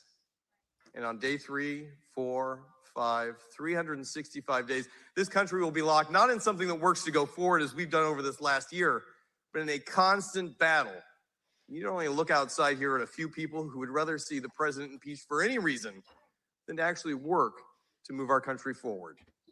So friends, I'm asking you here today, let's win, let's lead, and let's welcome President Trump to Iowa.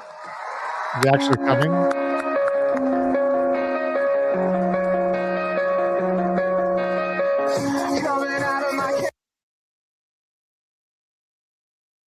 Got to meet the sound. We're going to get pinged here. I was gonna say, what a walkout song though, right? Yeah, unbelievable. Yeah. All right, so they're Right getting all hyped up. They're getting all hyped up. See, they got my daughter's attention with that song there. We'll see if Fun he's coming song. out here. It is a fun song. It is a fun sound. Let's bring up the Bitcoin chart as well as he starts walking on out here. My bags are scared, TJ. I'm not going to lie. My bags are a little bit scared about this. Mr. B-side, Mr. Brightside. Holy cringe. What is this? Music.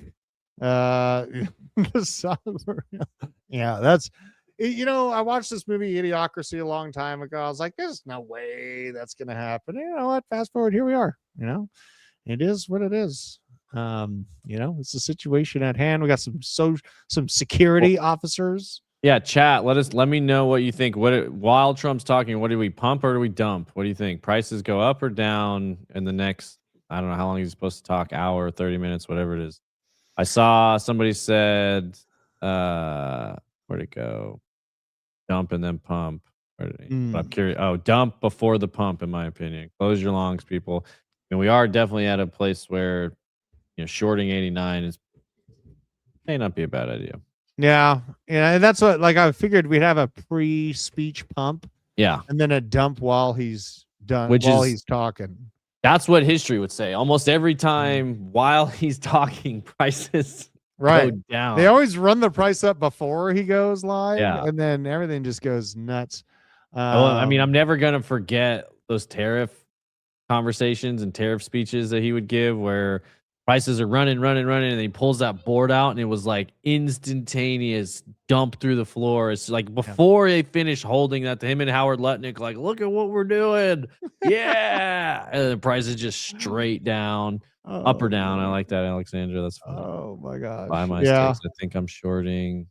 A lot of people feel on a downside during his speech here, so we'll see. Hopefully they aren't. Yeah, they're still running these cheesy songs in the background. Yeah, they're trying to hype up the white boy out there. Yeah. You know? So I think of like Mr. Brightside and Sweet Caroline is like those are like the white boy anthems where like they're singing at the piano bar and holding arms locked with their bros. Where's the Viking music? Like bring on the Viking music. That's what his base wants to hear. Big beautiful bill money, ready to buy all dips. Are you serious? Whoa. Okay. TJ and Drew, do you guys think hype is overbought right now? Such a good question. I don't know. Hype is one of those it's one of the more viable crypto projects. When I was talking earlier in the stream about things that have traditional finance appeal, hype has an incredible product.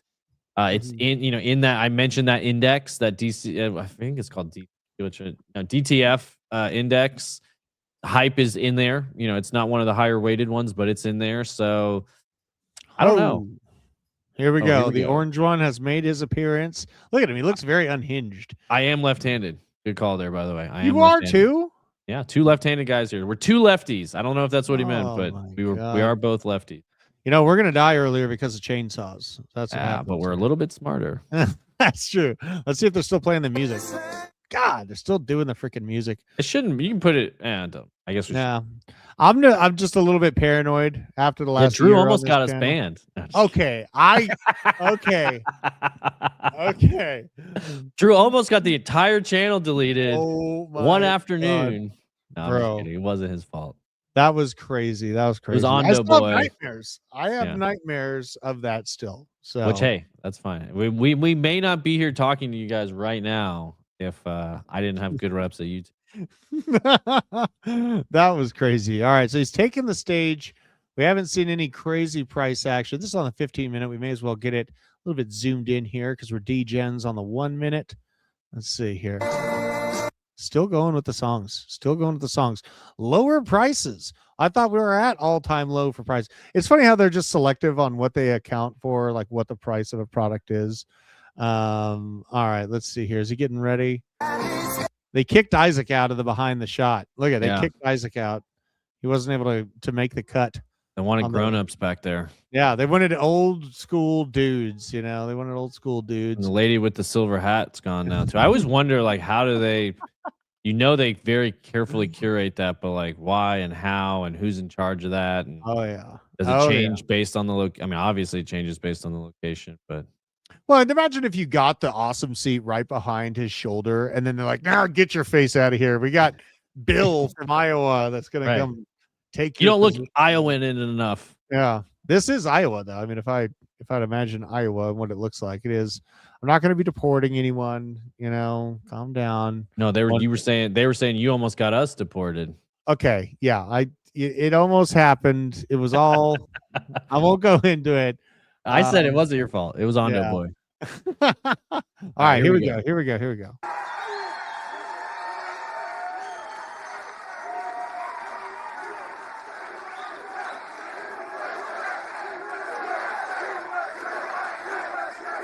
Thank you. Well, thank you very much, and I'm thrilled to be back in the great state of Iowa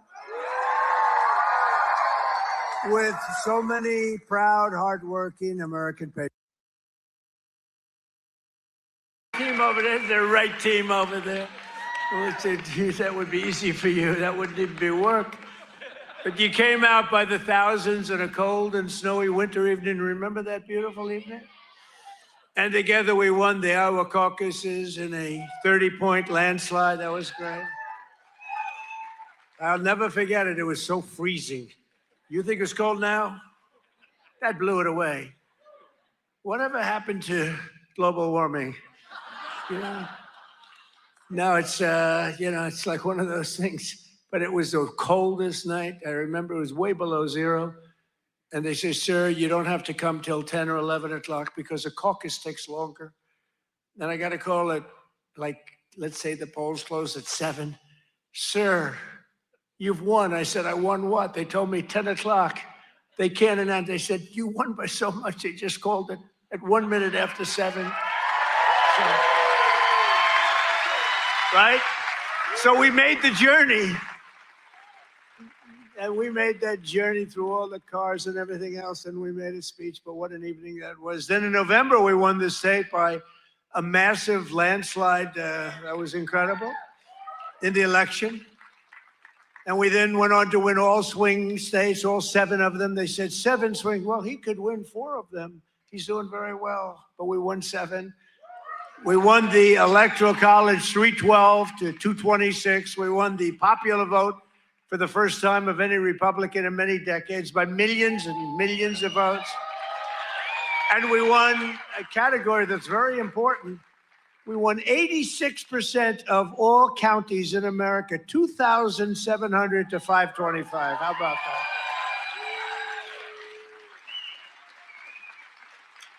Other than that, we didn't do too well. So now we're back where it all started to celebrate the greatest first year of any administration in American history. They say that. Even the radical left is saying, only we did a lot of things. 12 months ago, Joe Biden handed us a mess. We inherited the legacy of record high inflation, the highest inflation in the history of our country. They say the fake news, ooh, that's a lot of fake news. No, the fake news said it's 48 years. I remember recently, I said the highest inflation, the worst, I believe this, by the way, worst in the history of our country. They said it wasn't the worst. It was 48 years. I said, that's okay, too. Somehow that sounds even worse than when you say the history, right? 48 years. I accepted that, but I think it was in the history. A mass invasion of our border and our country was being laughed at all over the world. We were being laughed at. We were a joke. Yeah, we're not a joke anymore.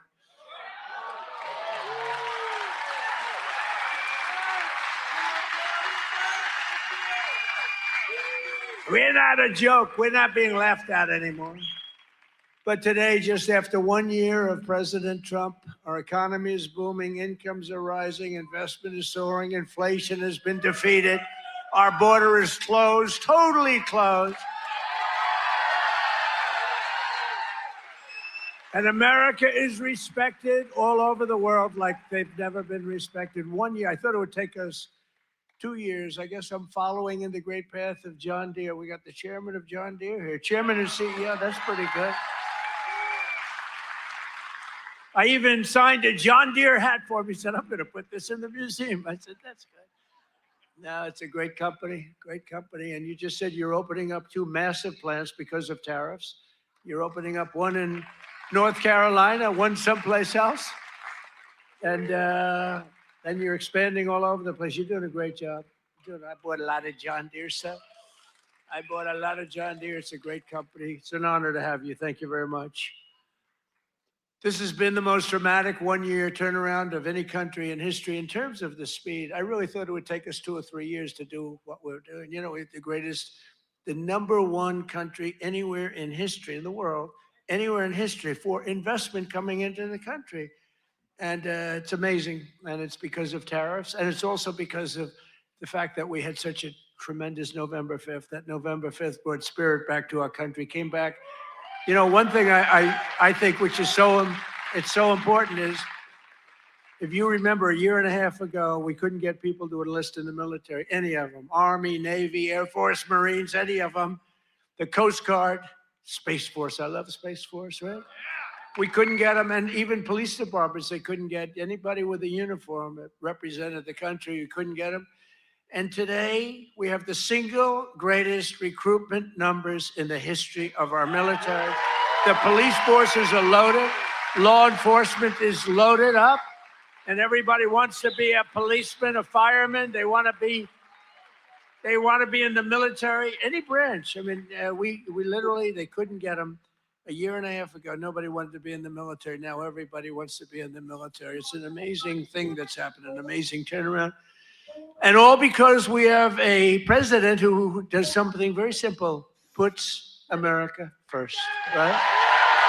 Right?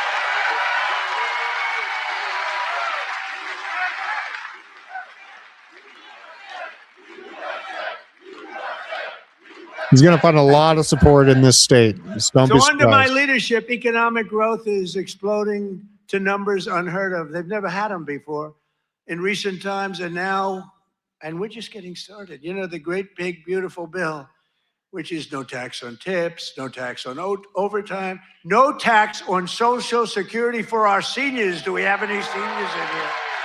Do we have any seniors in here?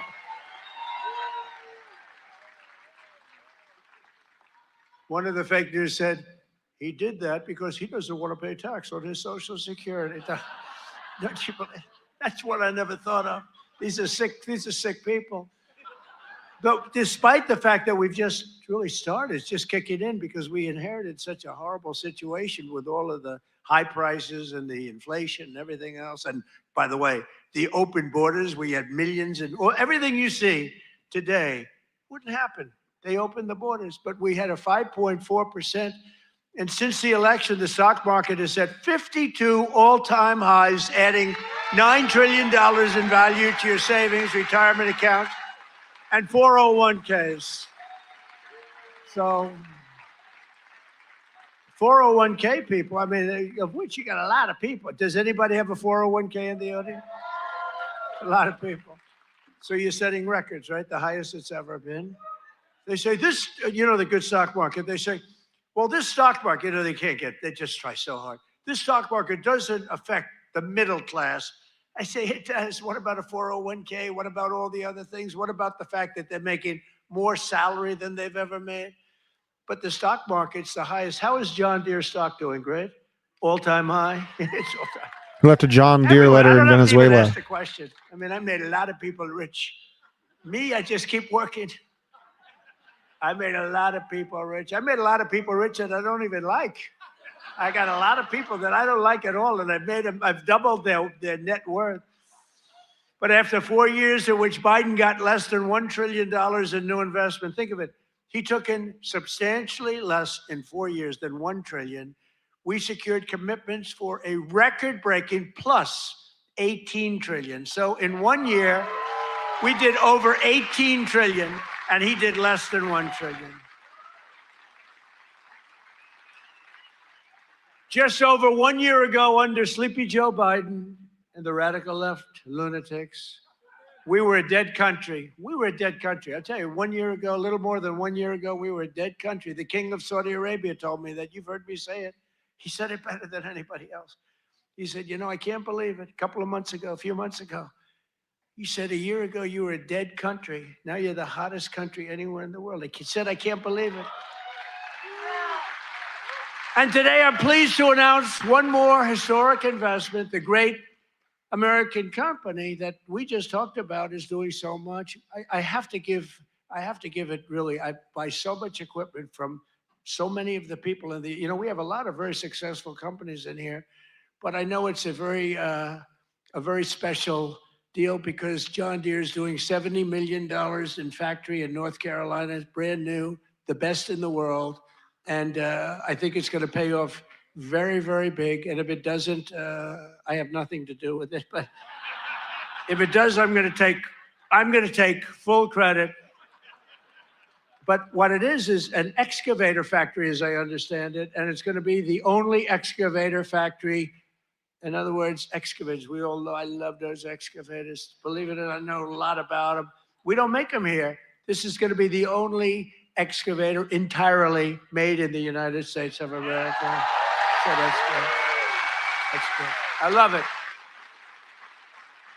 I love it. It's great. And they'll all come. I hate to tell you, but they're all going to be coming too. You're going to have some competition, but you'll be ahead of them. If congressional Democrats had their way this year, would right now be facing the largest tax hike. So they wanted to give you, this is what I was running against, the largest tax hike in the history of our country. I wanted to give you the largest tax cut in the history of our country. And if they won, this country would be cratering right now. It would be cratering. So I've cut a record number of job-killing regulations. The reason our job numbers are so good, and remember this, I've cut hundreds of thousands of federal jobs. Now, if I didn't do that, our numbers would be even more through the roof. Or I could get them. You know what they do? In order to have decent numbers, they hire 1 million people. You hire 1 million people, all of a sudden you're down to 3.5%. We don't do that. We get rid of that job where you have 10 jobs for every, you have 10 people for every job. And they are all now, and they hated me. They hated me. Now they love me. You know why?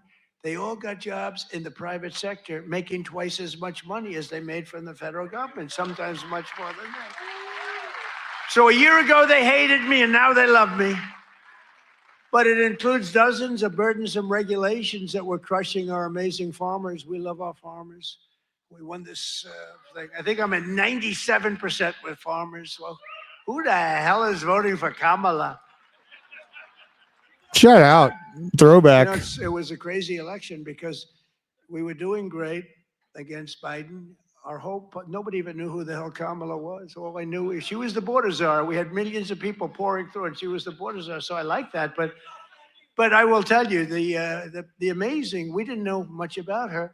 And you know, when you're running a campaign, you're focused on the person you're running against. So we're running against Sleepy Joe Biden. Crooked, I call him Crooked Joe, Sleepy Joe.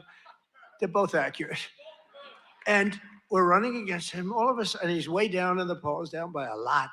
And all of a sudden, they take him out and they put a new. This is like, I told Dana White the other night, it's like taking a fighter, putting him in, he's getting the hell beat out of him, you take him out, and you put a new fighter in. I said, that's not fair, but that's what happened to me. The stuff that happened to me can only happen to me. But I repealed the Biden's EPA ridiculous water restrictions to keep federal bureaucrats off your land and out of your business. That was a big one. That was a big one. I terminated the so-called diesel exhaust fluid requirement. You know what that is? Saving family farmers more than $1 billion a year. And we're going to do a lot more. We're going to do something on tractors. You know, they never took we did it with cars. We took all that nonsense off the cars. You couldn't start your car.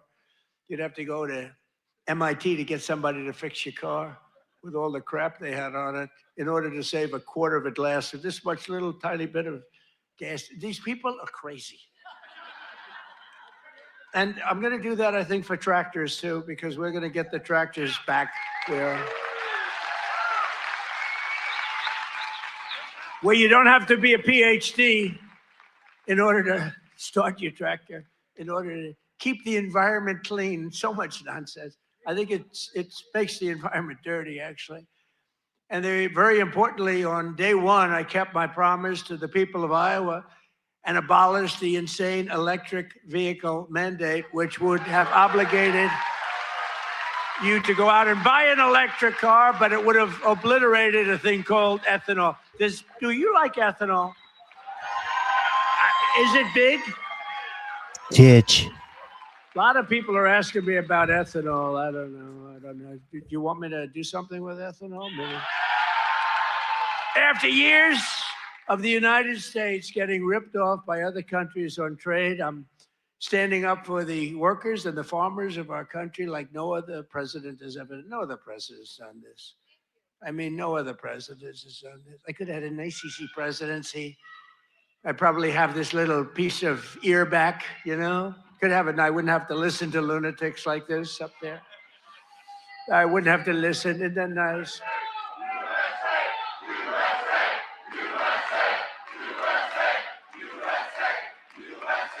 Thank you. Underrated Boy, they're comment. good here. Do we love our law enforcement? They work very quickly.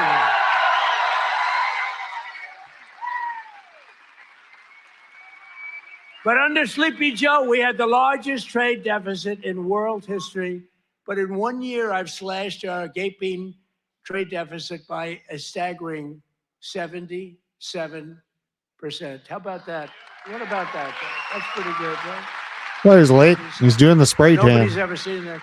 You know, if you slash your trade deficit by 1%, you're like a genius. They say, oh, he's very electable. He's not so electable. I did 77. I did something else, favored nations on drugs. We now are paying the lowest price anywhere in the world for drugs. In other words, we're matching favored nations. It's called most favored nations. Every other president tried for it. They didn't try very hard. They didn't get anything. I got it done. I got all the nations to agree. You think that was easy?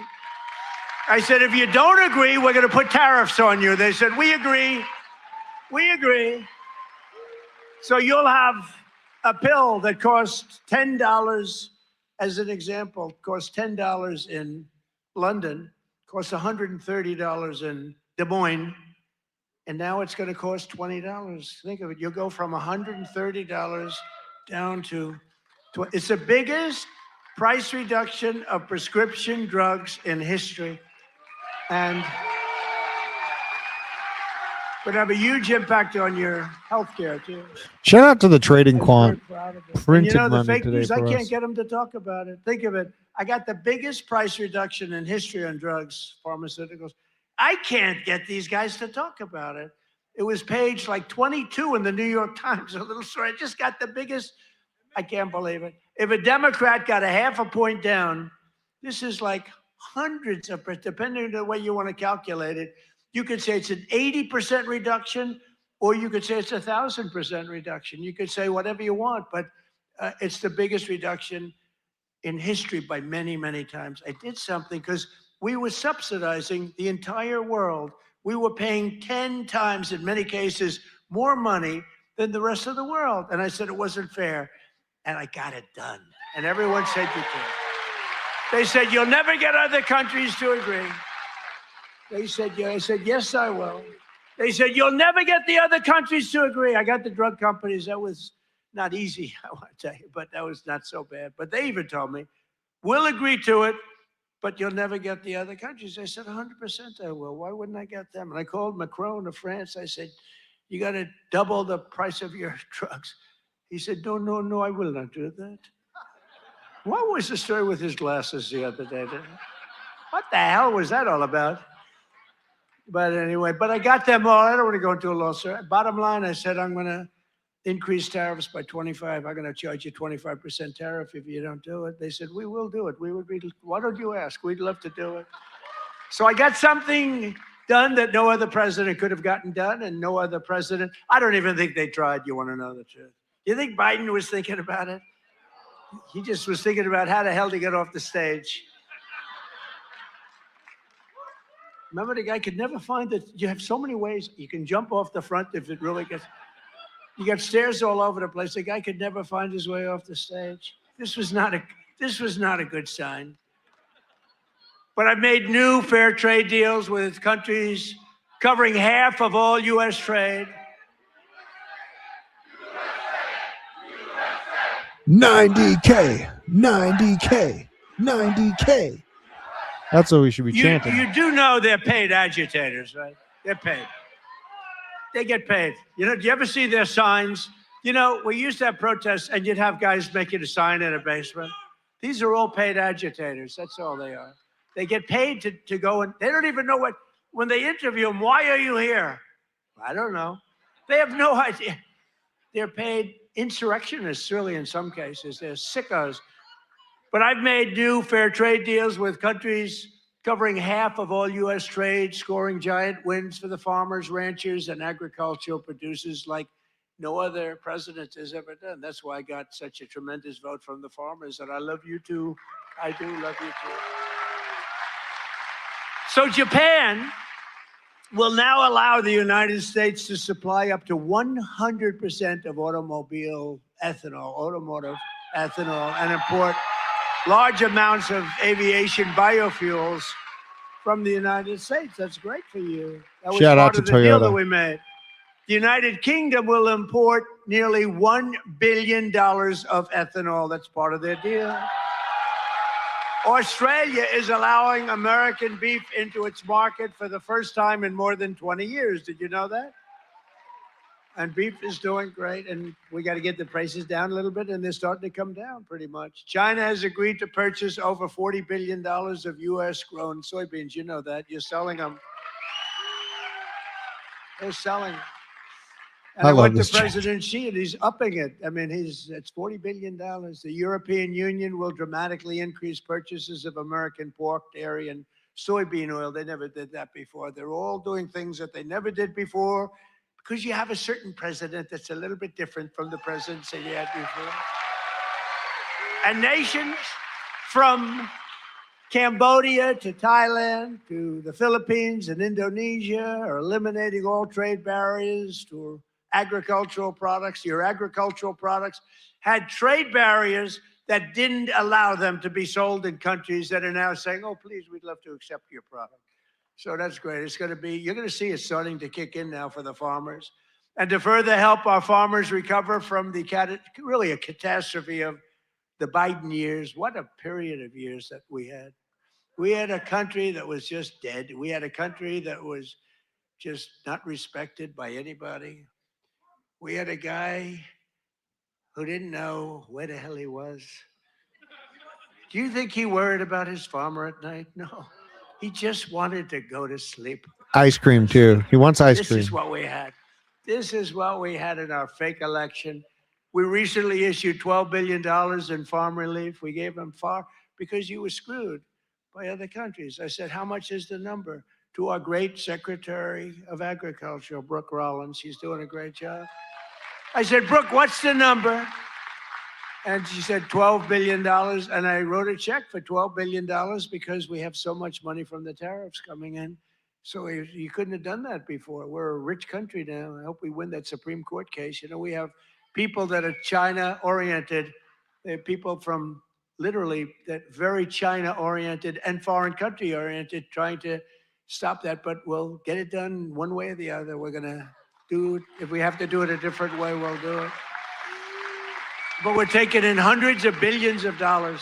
We're doing amazing. Nobody can even believe it. Foreign countries cannot believe what's happened. They're studying us, but it won't work.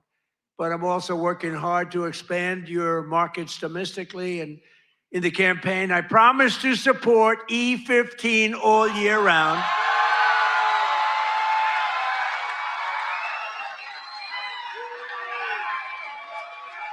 Yes, yes. Should I do it, Kaufman? Should I do it? I did. I promised E15 all year round if I get elected. And I want to let you know, and we'll start right now. I was going to put out a statement a week ago. I said, hold it. I'm coming to Iowa to make a speech. I'm not going to put out a truth. I want to be there in person to tell them, the people of Iowa, to know that I am trusting Speaker Mike Johnson, who's great, and Leader John Thune, who's great. That's House and Senate. To find a deal that works, we've got it. For farmers, consumers, and refiners, including small and mid-sized refiners. In other words, to get E15 approved, and they're working on it. They're very close to getting it done. So I just wanted to let you know that. Yeah? Yeah?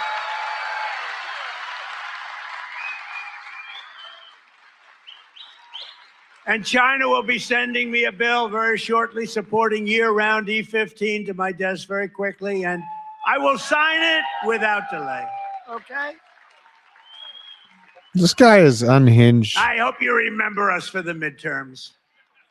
You know, the worst thing about the midterms is the fact that no matter what happens, the people that win the presidency, you win even if you're a good president. I think we had the best first year of any president ever, maybe they say. But even if you're having a great, it's like in the last 50 years, they've won it twice.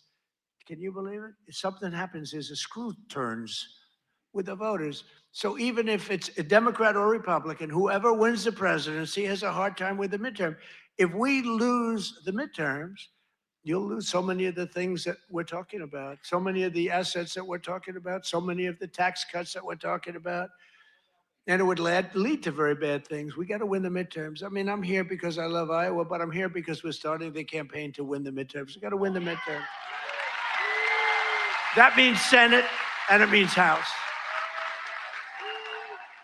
Got to win them. It's crazy. You know, you think it would be like a 50-50 deal or something. It's like, for some reason, and this is Democrat too. Democrat wins the presidency. For some reason, they lose the midterms.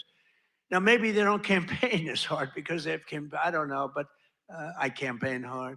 We gotta win the midterms. So remember that you got to get out and you got to vote. The midterms are very important.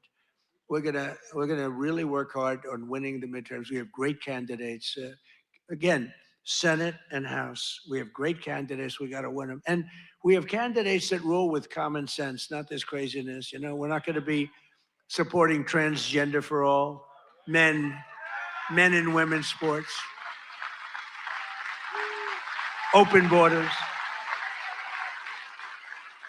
Open borders.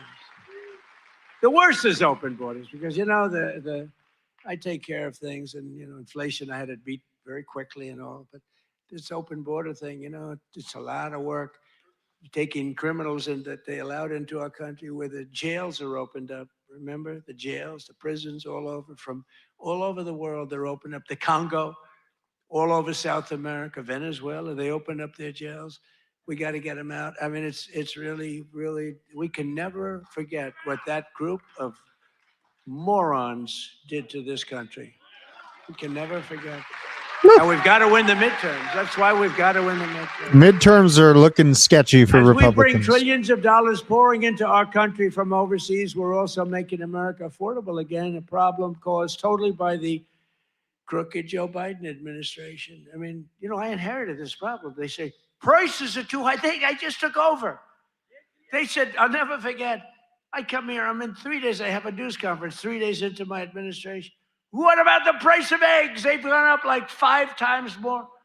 I said, I just got here. I didn't know about it. I'm sorry. And we got eggs down very quickly, remember? But I was standing there. I'm so happy. I just won. I thought the press was going to be so nice. And some lunatic right there, actually. What about the price of eggs? Eggs have gone up.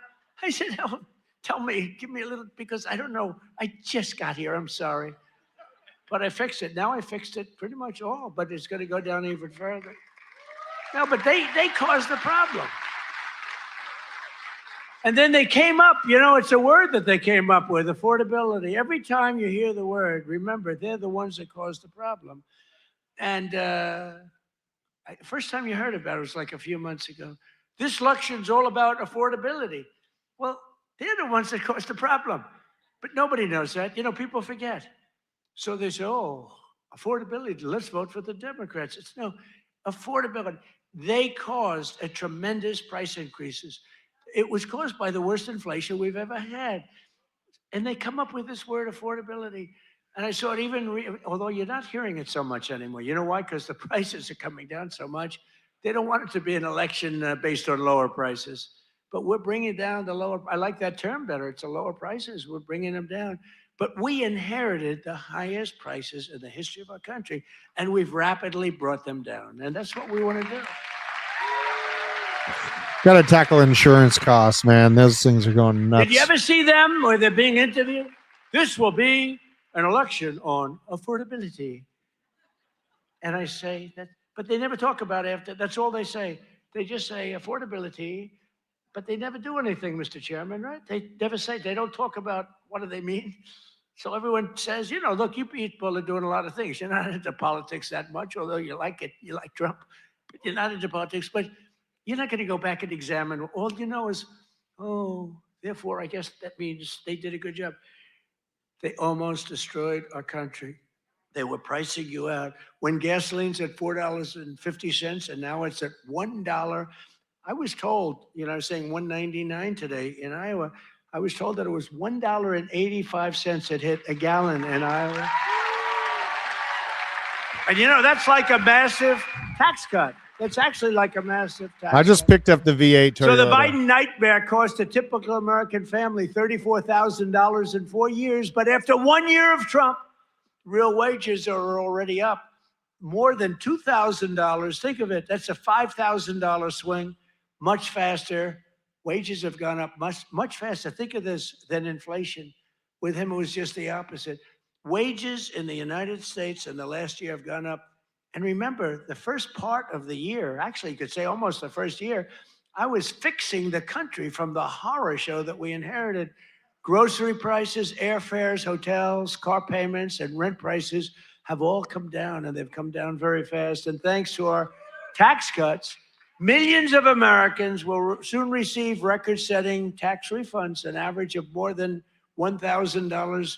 Think of that, $1,000 compared to last year, $1,000 just in what you're going to save with some of the tax cuts.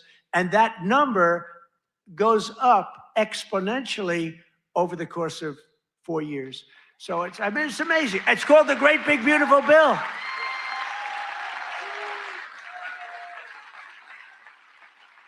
You know, one other thing that you get that's I thought was so great. I came up with it. You know, very rich people get deductions. Middle income people don't get deductions. They never had to. I said, why is it that when a rich person buys something, they get a deduction on interest, but when somebody that's working like hell, they don't get it if they want to buy a car? And I said, why can't somebody buying a car in America, only if it's made in America, if it's made in some other country, we have no interest. So I got it approved in the Great Big Beautiful Bill. You get a full tax deduction against your income tax. You get a full tax deduction. Think of it. If you purchase a car in America, if you borrow money, the interest that you're paying on that borrowed money is a full deduction for your tax purposes. And that's a tremendous deal. And you know what? It's also great for the car companies, because the car companies are going to be making a lot more cars that they couldn't believe it. And I got it passed. So just remember me as you take those deductions, please. The king of deductions. No, but it was always unfair the way a lot of people got treated. You take that deduction. One of those who will be seeing a big benefit thanks to our tax cuts is Erica Perltel. Where's Erica? Is she here? Erica? Where is Erica? Kirk's flying in on a spaceship. So beautiful. I'm not allowed to say that anymore. If I say a woman is beautiful, that's the end of your political career, you know. But she is beautiful. How are you? Congratulations. What a good story. She's the general manager at Whiskey River Bar in Ankeny, Iowa, which, as you know, I visited strongly a couple of times in the campaign. And Erica has been able to hire many new employees, and they're each going to be taking home thousands and thousands of dollars extra because of the no tax on tips. And she's got a lot more people wanting to work for her, too, because of that no tax on tips. That's just one of many. How's that working out, Erica? Good? You want to come up and say a few words? Come on up, Erica. You want to come on up? And while she's coming up, also with us is Judy Waldron from Davenport. Judy works part-time as a bartender, and her husband, Chris, is an electrician who works hours on overtime each week. Their family is going to save thousands of dollars on no tax on overtime and no tax on tips, which they'll use to prepare for retirement. And I want to thank you, Judy. Where's Judy? Come here. Where's Judy? Come on up, Judy. Get up here. Come on up. They're totally unprepared for this, but what the hell, right? Say a few words. Thank you. Thank you. Thank you, President Trump. No tax on tips is huge for everyone in the service industry. Thank you very much. Thank you very much. Congratulations. Thank you.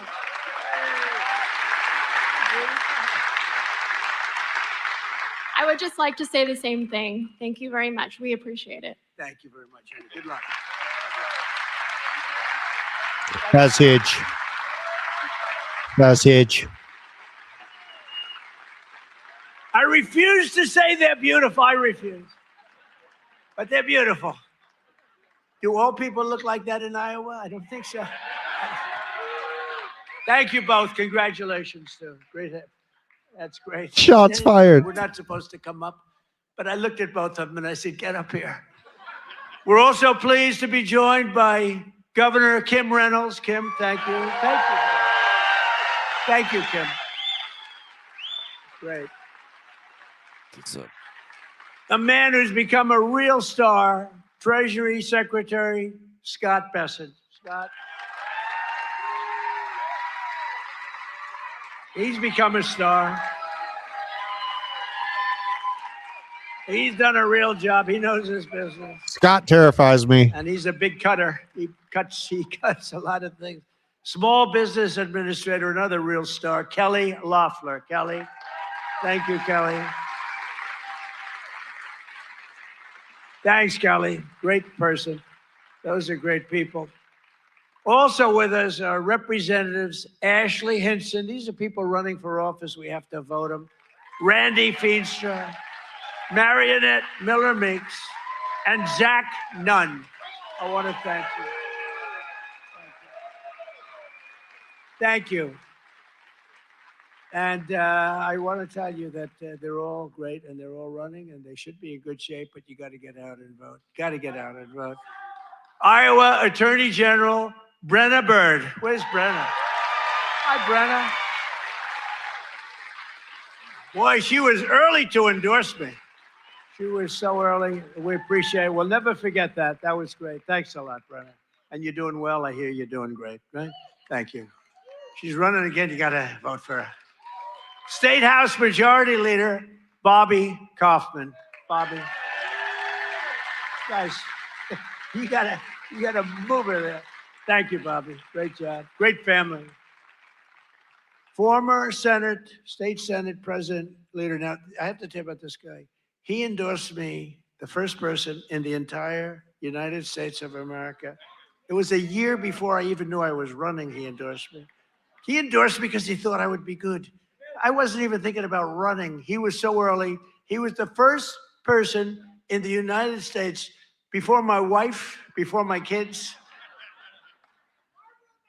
State Senate President. He's the Marlboro man. He looks like the Brad Zahn. Where's Brad? Where are you, Brad? Come on up here. Get up here, Brad. And state representatives Heather Hora, Derek Wolf, Brooke Bowden, and many other wonderful members of the Iowa State House. I want to thank you all for being here. Brad, you got to say, look at this guy. Can you talk, Brad? It's the Marlboro man. Well, it's an honor to be here. And you know, my wife is a Fox News junkie, and she loves Laura Ingraham. And I tell her, I said, enjoy every second because you are the GOAT. Promises made, promises kept. Thank you. Great job. Thank you. He's the Marlboro man, right? He can do that, do whatever he wants. He was so early. I said, who the hell is that guy in Iowa that keeps endorsing me? Thank you, Brad. We won't forget. The Trump administration has done more in 12 months than most administrations achieve in 4 years or 8 years. We've done a lot. I've recently introduced my plan to repair the damage of the Unaffordable Care Act, the worst disaster, which now costs many families more than a mortgage. If you look, a number came out, it's a bigger cost than a mortgage, and it's bad health care. Obamacare was created to make insurance companies rich with government subsidies. I want all that money that gets paid to the insurance companies to get paid directly to the people. That's all I want. So that you can buy better health care at a lower cost. The problem is the Democrats don't want to do that because they are owned by the insurance companies. So they say, oh, we don't want to do that. I want the money to be paid to the people to go out and buy their own health care. You'll buy much better health care. You have a lot of money left over. Something And I'm needs to also change on making that it end. a lot easier to buy a thing called a house, the American dream. Last week, I signed an executive order to ban Wall Street and large institutional investors from buying up all the single-family homes in America. Because we don't want America to become a nation of renters, and that's what they forced happen. I mean, you have these companies, they own 5,000 houses, 20,000. One has hundreds of thousands of houses. We don't want that. We want people to be able to buy houses. At the same time, I want to keep the value of the house very high of those people who already own a house. We're not forgetting about them because they don't necessarily match those two things. You know, we get the prices down. Well, what does that do? Very important to me, more important to me, is, you know, people have become rich by owning their home. We're going to keep them nice and rich. Is that okay? You know, nobody, I'll bet you've never heard that before, right? But people own a home, and for the first time, their home interest said, we're not going to bring that price down. I want to say, let them be rich.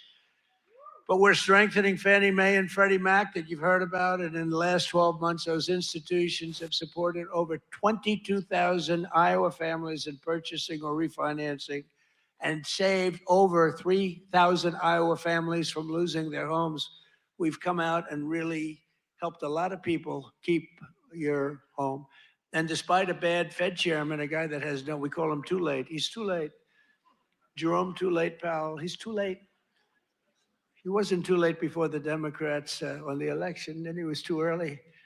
But he wants to keep rates as high as possible. Despite that, we've driven rates down. You know, when you're really good, you can get them down despite everything, because ultimately it just sort of follows nature. Mortgage interest rates are now at the lowest level in 3 years, and new mortgage applications are up 30%. By the way, when we have a great Fed chairman, I think we're going to have one, I'll announce it pretty soon, you'll see rates come down a lot. And refinancings are up 100% compared to the end of the Biden term. Up 100%. We're also working tirelessly to bring back a thing called law and order. You know, there was a time. This sparks joy. This sparks joy. So there was a time that you weren't allowed to use the words law and order. I like that guy. You weren't allowed to use the term law and order. You weren't allowed to use the term Christmas. Merry Christmas, everybody, right? Remember that 2016? I ran on, we're going to bring back Christmas. We did. Now they're afraid to suggest it, but we brought that back. But law and order, we need law and order. And we have the lowest crime rate now in the history of our country. That's good, but we'll do even better. And as everyone is aware, we've totally and completely closed the southern border with little fanfare, but tremendous success. Where the southern border is closed, nobody's coming in.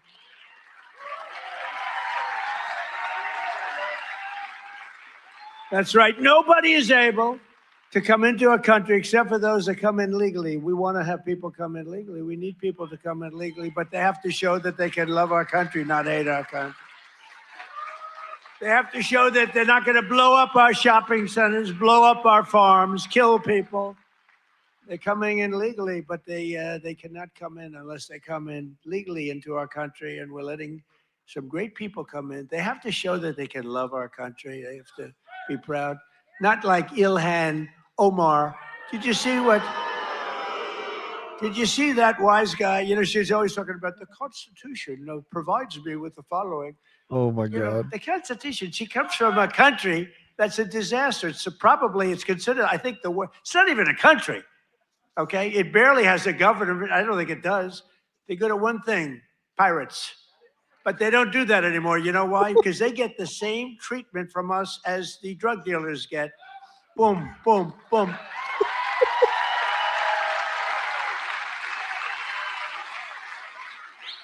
Wow. Just I don't care Wow. what ship they're attacking. When they attack, when we see them going in, ping, that's the end of it.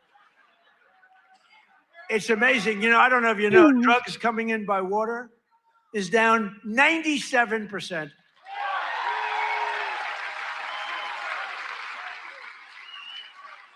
And we're trying to find out who the other 3% is, because we consider them the bravest people in the world.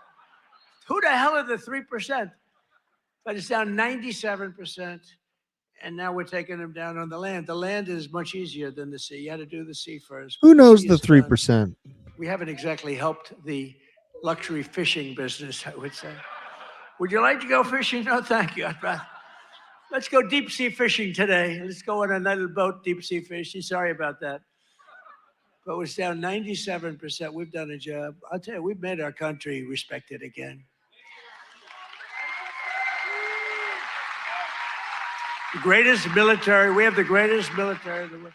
You know, I rebuilt our military in our first term, and we have the greatest military in the world. So you read much about Minnesota, where, unbeknownst to the public, we have brought down crime very substantially in Minnesota. We've taken out thousands of hard criminals, hardened, vicious, horrible criminals. You don't read about things like Washington, D.C., where there is virtually no crime, and it was horrible a year and a half ago. Memphis, Tennessee, which was a real disaster, and now it's down. Crime has dropped by 78% in the last 2 months. New Orleans, Louisiana. I was asked by the governor of Louisiana to help them with New Orleans. It was a disaster, and crime is down 54% in about 3 weeks. You don't read about that. And we've done all of this by taking thousands of criminals out of these states. We took over 2,000 people out of Washington, D.C. These were criminals. You know, if you remember, about 2% of the population, it's a very simple business. 2% of the population causes 90% of the crime. So when you start decimating that 2%, boom, that's why we have the, it's an amazing number when you think. It's just crime over and over and over. 2% creates 90% of the crime. Isn't that amazing? It's not that complicated, is it? In 1 year, we've achieved the largest drop in the murder rate in the history of our country. Drug overdose deaths are down by 21%, the largest drop ever recorded. We got to do better than that. And I've designated the drug cartels as foreign terrorist organizations. Big deal. Is this suffering? And despite the strong efforts of the fake news media, we are starting to see the historic success reflected in tremendous polls. We have great polls. In last week's Rasmussen poll, we're leading among Hispanic voters. We're leading by a lot. Nobody's ever seen a Republican. Drop your best Trump Hispanic nickname. Voters. You know, Hispanic voters don't want crime. People don't realize that. Hispanic voters want strong borders because they know what's coming in and they don't want them. They're great. They've been great. We did so great in the election with Hispanic voters. We did so great with black men. We did so great with white everything. In yesterday's RMG poll, a clear majority of Americans support our deportation policies by a margin of 10%.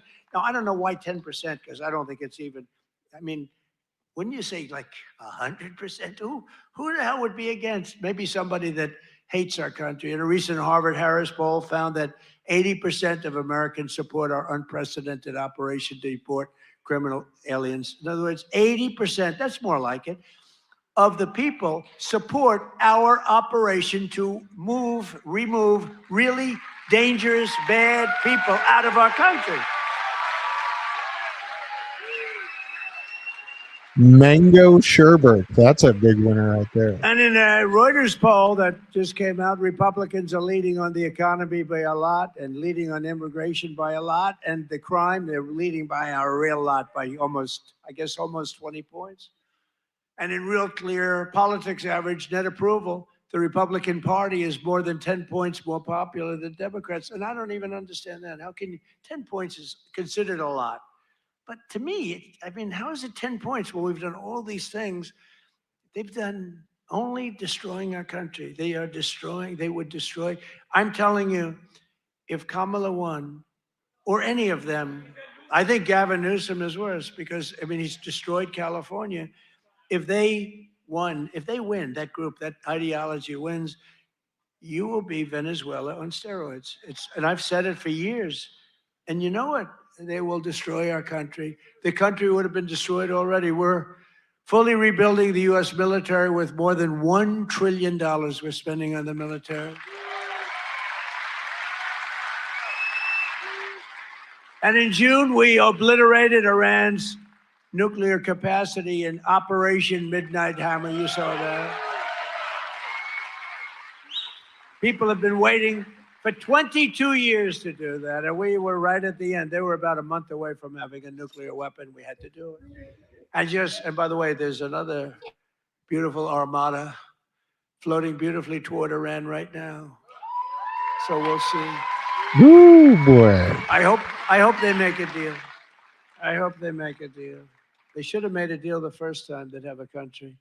And just weeks ago, at a spectacular operation in Venezuela, we brought the outlaw dictator Nicolas Maduro to face American justice.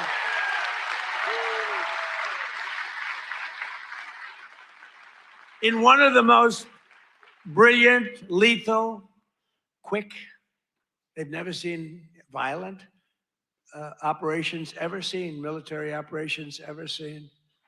Nobody was killed, not on their side. A lot of people, unfortunately, I have to say a lot. We went into a very big, powerful military base with a group of unbelievable, talented, patriotic people that love our country. You couldn't hold them back. You know, the weather was off for 3 nights. It was not good, so I delayed it. The next night it was okay, but not great. I said, General, sir, they're ready to go, sir, they're okay. I said, but the weather's a little bad. I said, sir, they're ready to go. I said, God bless you, General. And boy, did they do a job. Joe Biden and his allies, in conclusion, in Congress did everything they could to destroy our country, but they failed. And today, after just 1 year since my second inauguration, you know, we have a new hat. It's called America is Back. America is back. Our border is secure. Our spirit is restored. Inflation is stopped. Incomes are up. Prices are down. Our economy is roaring. Our workers are thriving. And our country is winning again, winning like never before. We've never had a period of time like this. You've never had a period of time.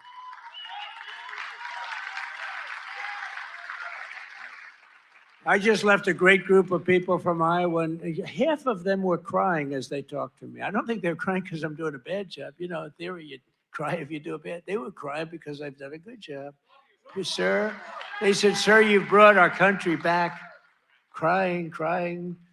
One woman was fantastic. She grabbed me and she put her head right there, and her tears are pouring all over my beautiful suit. I figured I'd get it. And I checked it out, and there was a lot of makeup all over. I said, what the hell am I going to do? I got to get myself in trouble. No, but she was crying, and I said, don't cry. Be happy. Be happy. With the help of the incredible people of Iowa, we're repairing 4 long years of disaster and decline, and we're beginning what will be known as the greatest years in the history of our country. I believe that, too.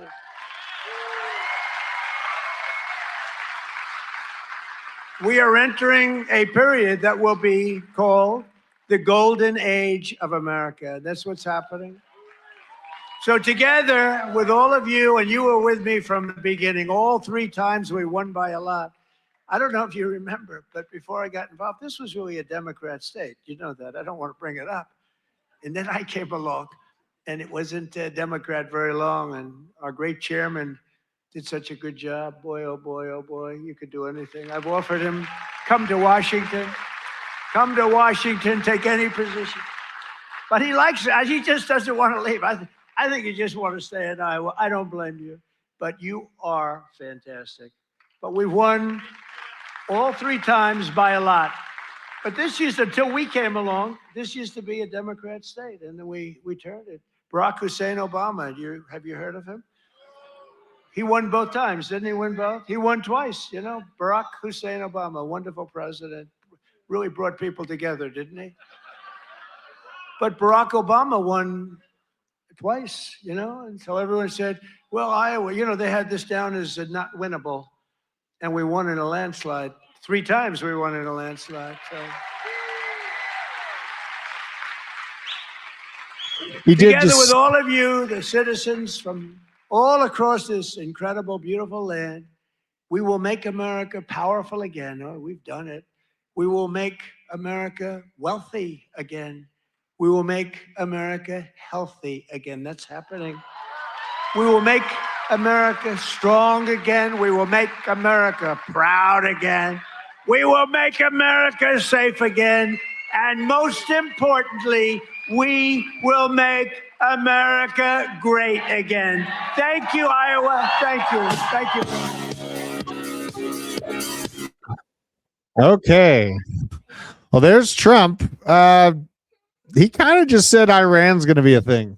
You know, that's kind of what I just heard out of all that. We didn't get the Trump dump though. So Didn't. No no dump. Trump dump. Very interesting. I think we need to watch out for more macro stuff, even bigger than Venezuela coming up from what he just said. You know, they're not really talking about it in the mainstream media, but just keep that in mind if you are out there trading. For goodness sakes, stop point. losses are my friend. But TJ, it was absolutely awesome having you come on to the show with me late night. Well, like I said, I missed you guys, so thanks for having me on. I saw you were going to be here. I was like, I'm still at the office. I'll jump on, and I wanted to listen to what Trump had to say anyway. Shocker, he didn't really say much. Let me know in the chat. What do you think is the most interesting thing he said, relevant or irrelevant thing he said? I think it is interesting that price held almost exactly where it was before he started talking, which is rare. Maybe the sellers are exhausted, but you know, ETH up on the day, back above 3,000. That's pretty big. You know, hype having a monster day. Interesting to see some of these higher risk things moving again. Jupiter, you know, interesting. A lot of these things beaten down bad, but we'll be back to the normal show tomorrow. Have a pretty good DZ's got a nice warning for you guys that are all trading metals, silver, gold, that sort of stuff coming out tonight. Make sure to keep an eye out on that. Was talking while we were live, while doing some follow-up on the trade automations. Those are coming as well. So a lot rolling down the pike for all of you in the Discover Crypto fam. I know when we mentioned the Discord earlier, many of you said it's a great place to be. Great community. I 1000% agree. Even if I'm not chatting in there all the time, I'm reading all the messages. I'm seeing what everybody's saying. And it really is a good community of people there that help each other on this trading journey and money-making journey that we're all on. And regardless, you know, I know everybody has strong opinions about politicians. Hey, we're getting a little pumped now. Everybody has strong opinions on politicians. Just always a reminder, I'm always here to tell you the government is not your friend. No politician is going to save you. If you think they're a liar, you're right. Doesn't matter what side they're on. They're not necessarily genuine. They're saying what they have to say to accomplish their own goals. Proud libertarian here on these fronts. Bitcoin, you're the only one who can save yourself. Bitcoin is a sovereign asset. Be a sovereign individual yourself. And continue to move further along towards your goals. Focus on what you can control. If you don't live in Minnesota, why do you care what's going on over there? You know, take action within your own community. Try to make the world a better place, one person at a time, one moment at a time. Yeah, going fishing. I like that, you know, mentality there. So, you know, again, we've got more tools at our disposal to better our lives than we ever have before. More freedom to transact, freedom to interact, freedom to communicate, freedom to speak than any other time in history. Don't let the news and the noise distract you and get you into the doom and gloom. Yes, the future is getting crazy. Yes, what we can do with AI is getting wild. You can be afraid of that, or you can be like, man, this is getting really freaking fun. So that's my little outro for right now. We love all you guys. Any closing thoughts, Drew? I mean, you said some really important stuff. We can watch the craziness, but don't get sucked into it. And honestly, like, you know, does this really look like Max Payne zone for Bitcoin? Like, that's not where we're at. Just have a longer mindset. Everything looks generally fine to me on the crypto Bitcoin price action. It's going to be okay. I'm going to go enjoy some dinner with the family. That's right. Hot and ready to go. So love you guys. And thank you for joining us. Life is good. Call your mom. Tell somebody you love them. We'll see you at the top.